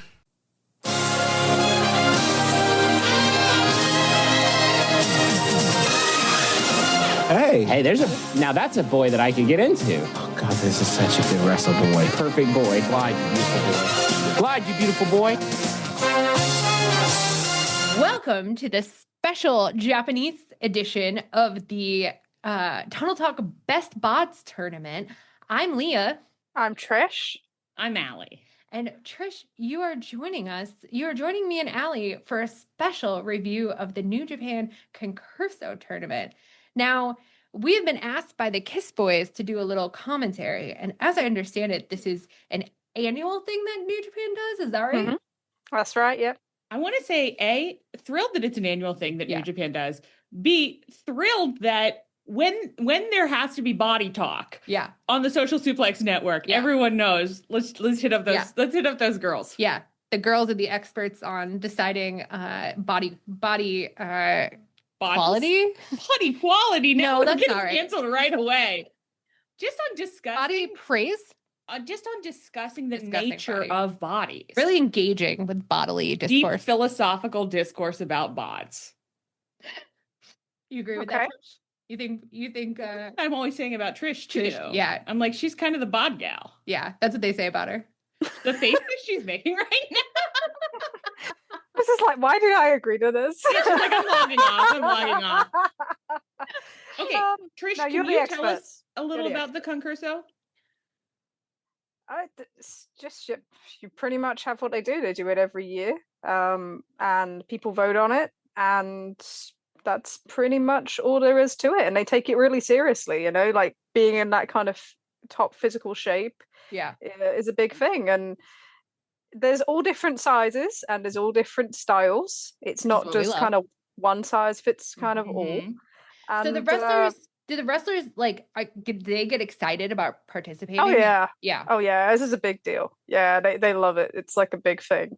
And to kind of show off a little bit and that sort of thing. And then you'll get some wrestlers that just aren't interested. So there are some people you will never see doing this. Well, it's good to know that it is a voluntary thing. Yes, And none of these men are being drafted against their will. Oh no, that's horrible to think of. It seems to mostly center around Tanahashi and his kind of faction as well. So you see they're the big bod guys. Yeah, so you see a lot from the kind of the center faction that's not really affiliated with any other groups. So most of the people that are in this are from that or Young Lions. So, but yeah, it's not something I tend to look at it and then just kind of like carry on with my day. So, so you've never deep analyzed it before? No. Well, I'm glad that it's going to be a first for you as well. We'll be yeah, gentle. Yeah, we'll be Thank gentle. you. We'll Yes, be gentle you guys are the experts, and I will just sit in the corner and occasionally add something. No. Trish, one for all and all for one. For today, you're going to be an anthropologist right along with us. Okay, show us the Okay. box. All right. Let's so go. I'm going to share my screen so that we're all looking at the same bods. It's like wherever you are in the world, just know that we're all looking at the same bods. Beautiful. I know. All right. So on first glance, some of these bods are pretty intense. Yeah, I will say we're looking at the grid of bods right now. There is a stretch of 5 men at the bottom of this chart. Yeah. Where the tunnel talk feelings about this are well known. Yeah. We aren't muscle girls. We don't like, and I especially personally don't like that like dehydrated muscle look, like the Marvel movie. Yeah. You know, so I have to be honest. I am frightened. Yeah. Yeah. I'm scared. I want to know that men are comfortable, that they've had water recently, that, you know, they've seen a sugar. That they've seen one little granule of sugar. Yeah. So I worry about some of these men towards the bottom there. Although the very last guy is a total. Who is this? Who is this one? Oh yeah. So Trish, who is the bottom the way to the left? Corner. Oh, that's Tai Chi. Oh. now that man makes me well. nervous. Should we scroll to his form? Yeah. So we're gonna scroll down to his. They have I'm assuming he's down here somewhere. Oh, keep going down. Keep going down. This man. No, this. Oh, is this the one? This man. Oh, that one makes you uncomfortable. Yeah. Oh, it's not tight. I thought you said sorry. I actually can't tell. Oh, he's Where wearing are a we? cattail. Oh, he is wearing a tail. Now, Trish, like a dildo. Is this man a furry? I didn't even know what a furry was till last year, till I went to Denver and saw one. How is that possible? Trisha's like, I don't know how to answer this. Wow. What do you mean, how is that possible? I had no idea. And then this guy was walking down the road and he's like with a music box thing. In this globalized age, I just thought we all knew about furries, I guess. Yeah. So being a furry is not like part of his gimmick? No.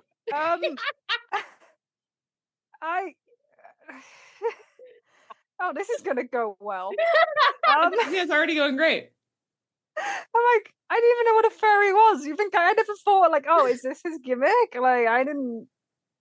Well, I just worry. I just worry that this man is full pervert, because not only is he wearing a tail, but these gloves are making me nervous. Little collar. Yeah, the gloves are kind of like I'm about to commit like a heinous crime. But the collar is giving like, but then I have to put in my shift at the like Miami strip club. Yeah. I mean, let's just say again, it's like the most important thing about any body is that it serves the person whose body it is, that they feel happy with it. They feel healthy. They can do the things they want to do. That being said, it's just, I feel like I'm looking at the diagram like in a Grey's Anatomy textbook of the muscle under the skin, like where they've taken the skin off and they show you the whole body in muscle. Yeah. That's what I'm looking at. And it frightens me. Yeah. Yeah. So Hayu isn't actually a New Japan wrestler. He's a Dragon Gate wrestler. Oh wow! So what is he doing in this tournament? They let anybody? They let just anyone in. They just let anybody in? They let just anyone Yeah. in. Yeah, I think there's yeah, a Stardom wrestler in here. Ooh. They no, but they've had some Dragon Gate talent in different competitions this year, and just in World Tag League just recently as well. So it's not that unusual at the current time. But yeah, so he's not a New Japan wrestler. So and I don't think he's a furry. So I'm said a little defensively. I'm a little worried about him. She's like, I will not be accused of slander. Well, she's a real news source, so I know. I hope we get aggregated. And they're like, news source. Trish Spears of the Trish and Sarah Wrestling Podcast accuses a New Japan wrestler of furryism. Lovingly praises him for his being a furry. Yeah. Let's go back up. The thing about that is, so in the fan vote or in the vote for this, he's actually the leader at the moment. Oh. Well, so Trish, let's get you on the record. Are you interested? Are you aroused by this amount of muscle? Aroused. How could you say that to her? No. No. Long pause. Do you know what really gets me, that freaks me out the most? And it's not like the upper body, it's the legs. Yeah. The legs. Yeah. Like the vein, when you've got like the heavy veins in the legs, like I just and you can that. see the division between muscle groups. Man is not meant to see that. Yeah. That feels like you're like stripping away the skin and you're looking inside, and that freaks me out. No. Not good. Not good. Nah, not for me. No. All right, let's go back up to the grid and pick somebody else to really zero in on. Now, this accused of being what this time? This man in the tighty whities is giving Walter White. I'm not that familiar with his nude body, I guess. Oh no. I never saw it. So who is the last guy who just submitted the kind of like pinup? Oh, sorry. In the in-ring pinup shot. That's Taichi. I thought that's what you were after. Taichi. I like that. Yes, this guy seems fun. Where is he? Oh, here we go. So you don't have to submit a bodybuilding photo. You can just submit anything. Because the one thing I'll say is that bodybuilding poses, to me, it's like they were designed to make me think like, actually, I hate bodies. Yeah. Anytime anybody does one, I'm just like, ooh, can't we just relax a little? Yeah. Let's shake it out. Let's shake it out. Let's see the body in action instead. So Trish, is this Taichi, he seems like a chill guy. He seems fun. He also a pervert? Because I think he is like clutching his dick. He's kind of touching his dick there. Is he a pervert? Sort of, yeah. He has like, so he's like a singer. He's a singer. But is he a wrestler? He's a wrestler. Oh, yeah. An underutilized wrestler. You really are like anyone could be in this. Yeah, but his gimmick is he's a singer, and he's long had a female accompaniment to the ring. So he plays on the whole kind of the sexuality vibe, even while not being massively sexual, I guess. So it's kind of an interesting vibe. Oh, he does here, yeah. He's got that stare on that first one, doesn't he? It's like that long stare. The second one is a little more like, where am I? I just woke up. But he does. He looks drunk. Yeah, he does look drunk. He looks drunk in the second one. Yeah. He's like, can you help me up? I can't get up by myself. No, please. Yeah. In the first one, he's like holding his abs up, isn't he? He's like, squeeze them together, make them look a bit sharper. I don't know. I don't just think that's rolls of fat. Like no, well, I thought you meant he was holding his abs, and I was like, he's Trish, like, Trish, I believe he's holding his manhood. Oh no, but like holding your breath, so you're like, so your muscles, right? No, I didn't get my anatomy wrong there. We're all right. We would really have to be like, let's get off the Zoom. We need to talk to Trish privately. Like, if there's out there things she doesn't know. Time out. We've got to do remedial bodies. This is the big news scoop of the week, is that Trish of Trish and Sarah actually doesn't know where the abs are. Remedial bodies. We're doing like basic science lessons for 6-year-olds when we get off here. It's fine. All right, so we have 1 minute left of our allotted 10 minutes. So if you had to pick your favorite body, and I assume we are all going to vote at the end of this. Yeah. What are you going for? Because let's see. don't like this boobed out hunky. Yeah, he's a hunk. Number three on the top there. But I don't know no, not that man. No. The number 5 is the first 4 are all pretty good. I mean, so Tanahashi, of course. Tanahashi. Does he look kind of weirdly lumping? Yes, but I know how beautiful he is. So he gets a pass, right? Yeah, he just gets a pass to be beautiful. This guy on the top, all the way on the Despy? right end, I was going to say, is that Despy? Yeah. That's Despy, yeah. Despy's in a weird pose, but I historically enjoy his body. Yeah. It's fascinating. I know that I've seen some of these bodies in normal motion before, and I'm sure that I loved them. When I see them in this pose, I'm just like, bodies are out. We're not doing bodies anymore in 2026. Yeah. Trish, who's this other masked wrestler that's not Despy? Where's that one? He's on the third row on the right-hand side. It looks like kind of like with the little horns next to the Stardom wrestler. Who's the Stardom wrestler? Yeah, who's Saya? Maybe I make that up. Oh, right. So Dragon Kid is the masked wrestler who's from Dragon Gate. I like him as well. Around a while. Well, he's got a little Matt Jackson body. That's a little. He does. Yeah. Beef. I do like a little beef. And tell us about the girl. She's from Stardom. So she's from Stardom. Again, I'm not your best person for Stardom, we know that, but we gotta get Tim Hunter on. Yeah, that's a Tim Hunter thing. But we need to phone a friend for our bod reactions. Yeah, we'll have to get him on the horn eventually.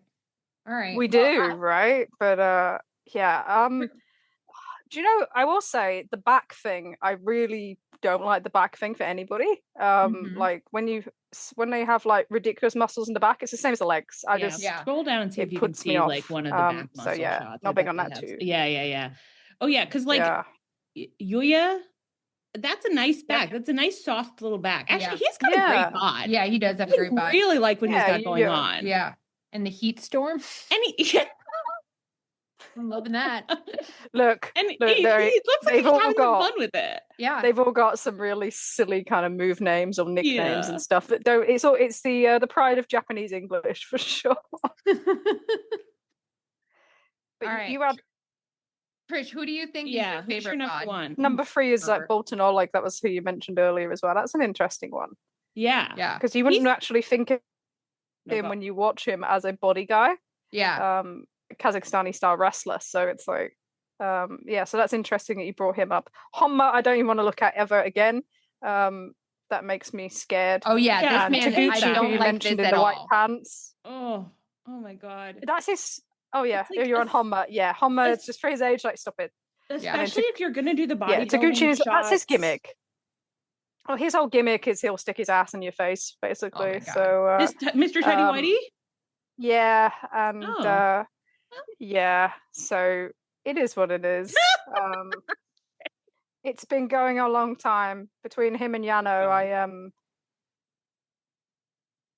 So Trish, did you answer? I would like to consume both of them to somewhere else. Yeah, you're trying to ship them off. Boarding school. Oh. Trish, did you pick your favorite is? Boarding school. I think so, yeah. Who is it? I think I've picked. Are we doing this in order, or are we? No, I picked mine. All right, I just go. Mine is the Dragon Gate little beef boy. Oh, it's the little beef. Okay, yeah. I'm gonna go for scroll back up to the grid. Well, no, here. I just stole. So you've gone for Dragon Kid. She's gone for Dragon Kid. I'm gonna go for Yuya. Yeah. Sorry if I'm mispronouncing that. Really yeah, bad. I'm gonna go for Yuya Uemura as well. I think because he has really nice. He's got great proportions. He's got really nice legs. I like his legs. Yeah, great legs. Soft and strong. Yeah, that's what I like. Yeah, soft and strong. You can cuddle with that man. Absolutely. It would be really nice. And look, he's so happy. He'd love to. Yeah, he'd love it. All right, that's the girl perspective. You know what it is for me? Bolton Oleg is getting a like a special, runner-up award because he does just look. It's more muscles than I'd usually say yes to, but like he looks huge. To me, he has huge hockey player face. He does. Well, I kind of like that. He looks like he could be missing a couple teeth. I don't mind that. All right, girls, we're at time. We're way over our time limit. No, we had to get under 15. Under 15. Oh, I thought he gave us 10. 10 to 15. All right. Look at this rule follower over here. We can do whatever. We're women. I'm afraid Josh is going to yell at us. If he yells at us, excellent. Good luck to him. Last thoughts. Any last thoughts on the bods? They all turned in. AEW, do it this year. Oh my God, I wish AEW. Let me consult on the poses. Yeah. Thank you. Yeah. Trish, any last thoughts on the bods? No, I was just going to leave it there. I thought that was a good close. All right, Kiss, I hope you've enjoyed this special edition. Thanks for having us. Thank you for having us. So thanks, Tone Talk and Trish for sending that audio over. And we had some other questions, but I think we're going to push those off and we'll wrap the show up here. So Chris, thanks again for joining us. Arigato gozaimasu. Can you please give us your... Whoa, Jeremy. Whoa. Oh, you're practicing. Yes. Oh, my God. Give us your plugs one more time. Yeah, you can catch me most places on the internet and around the New Japan internet world at the Chris Samsa. And any of my major projects end up at sportofprowrestling.com, including the Wrestle Kingdom stats and info that I will send to Chris Charlton and Walker Stewart. That's going to be on sportofprowrestling.com probably, I don't know, Wednesday, Thursday this week. I'm running ahead of schedule, so I'm probably just going to get them posted, and I might add some bullet points as I go. Awesome. Nice. Well, next week, just so everybody is aware. So again, we're going to be in Tokyo. Jeremy, what day do you get back? 1/7? Yes. So we're going to be recording the show live remotely in Japan, but we will not be broadcasting live. It'll be uploaded when Jeremy gets back to America. So I'm guessing probably like 1/8 essentially. Yes. So for those of you that are expecting and hoping for the immediate reaction, I know we're very good at getting that out and it's shortly after the show, but we're going to be in Tokyo. We're not going to have a way to upload that show. So 1/8 it is, we'll be recording and then you guys will get to hear that several days, about 4 days after the fact. Yep. So next week we'll be back with that audio from Japan, reviewing Wrestle Kingdom and New Year's Dash and all things Japan. So remember, if you want to watch our show live or listen without ads, sign up at patreon.com/KI Strong Style. You can also make a donation by visiting socialbooks.com/donate and click on the donate button under the Keeping It Strong Style logo. Make sure to connect with us on social media on X Blue Sky. Follow us at KI Strong Style, at Socialplex, at Jeremy L. Donovan, and at YB_Josh and Liger. On Facebook, follow us at Facebook.com/Social Suplex. On Reddit, on the Pro Black Guy, Josh Keeping a Strong Style. On YouTube, we are at Social Suplex. You can join our Social Suplex Discord server to interact with us and other wrestling fans. You can email me, Jeremy, at socialsuplex.com. And check out all those shows that we have here on the network. One Nation Radio, hosted by Rich Latta and James Boyd. All Things Elite with Floyd and Austin, Imps, AEW Adventure, Wrestling Art with Chris Sings, Tunnel Talk with Allie and Leah, and the Trish and Sarah Wrestling Podcast. Don't forget to subscribe and leave a rating and review, and we will catch you next time on Keeping It Strong Style, the ace of podcasts. It's Siobhan. Thank you for listening to Keeping It Strong Style. We'll see you next time. Marriott Bonvoy is the official hotel partner of US Soccer. Join Marriott Bonvoy today to get closer to the game with exclusive perks, unforgettable experiences, and benefits that go beyond the pitch. Spring Hill Suites, part of Marriott Bonvoy, offers complimentary hot breakfast and spacious all-suite accommodations, perfect for the whole team, with room for up to 6 guests. Make your next getaway a win. Learn more at springhillsuites.marriott.com. Did you know Microsoft has officially ended support for Windows 10? Upgrade to Windows 11 with an LG Gram laptop. Voted PC Mag's Reader's Choice Top Laptop Brand for 2025. Thin and ultra lightweight, the LG Gram keeps you productive anywhere. And Windows 11 gives you access to free security updates and ongoing feature upgrades. Visit lgusa.com/iHeart for great seasonal savings on LG Gram laptops with Windows 11. PC Mag Reader's Choice used with permission. All rights reserved.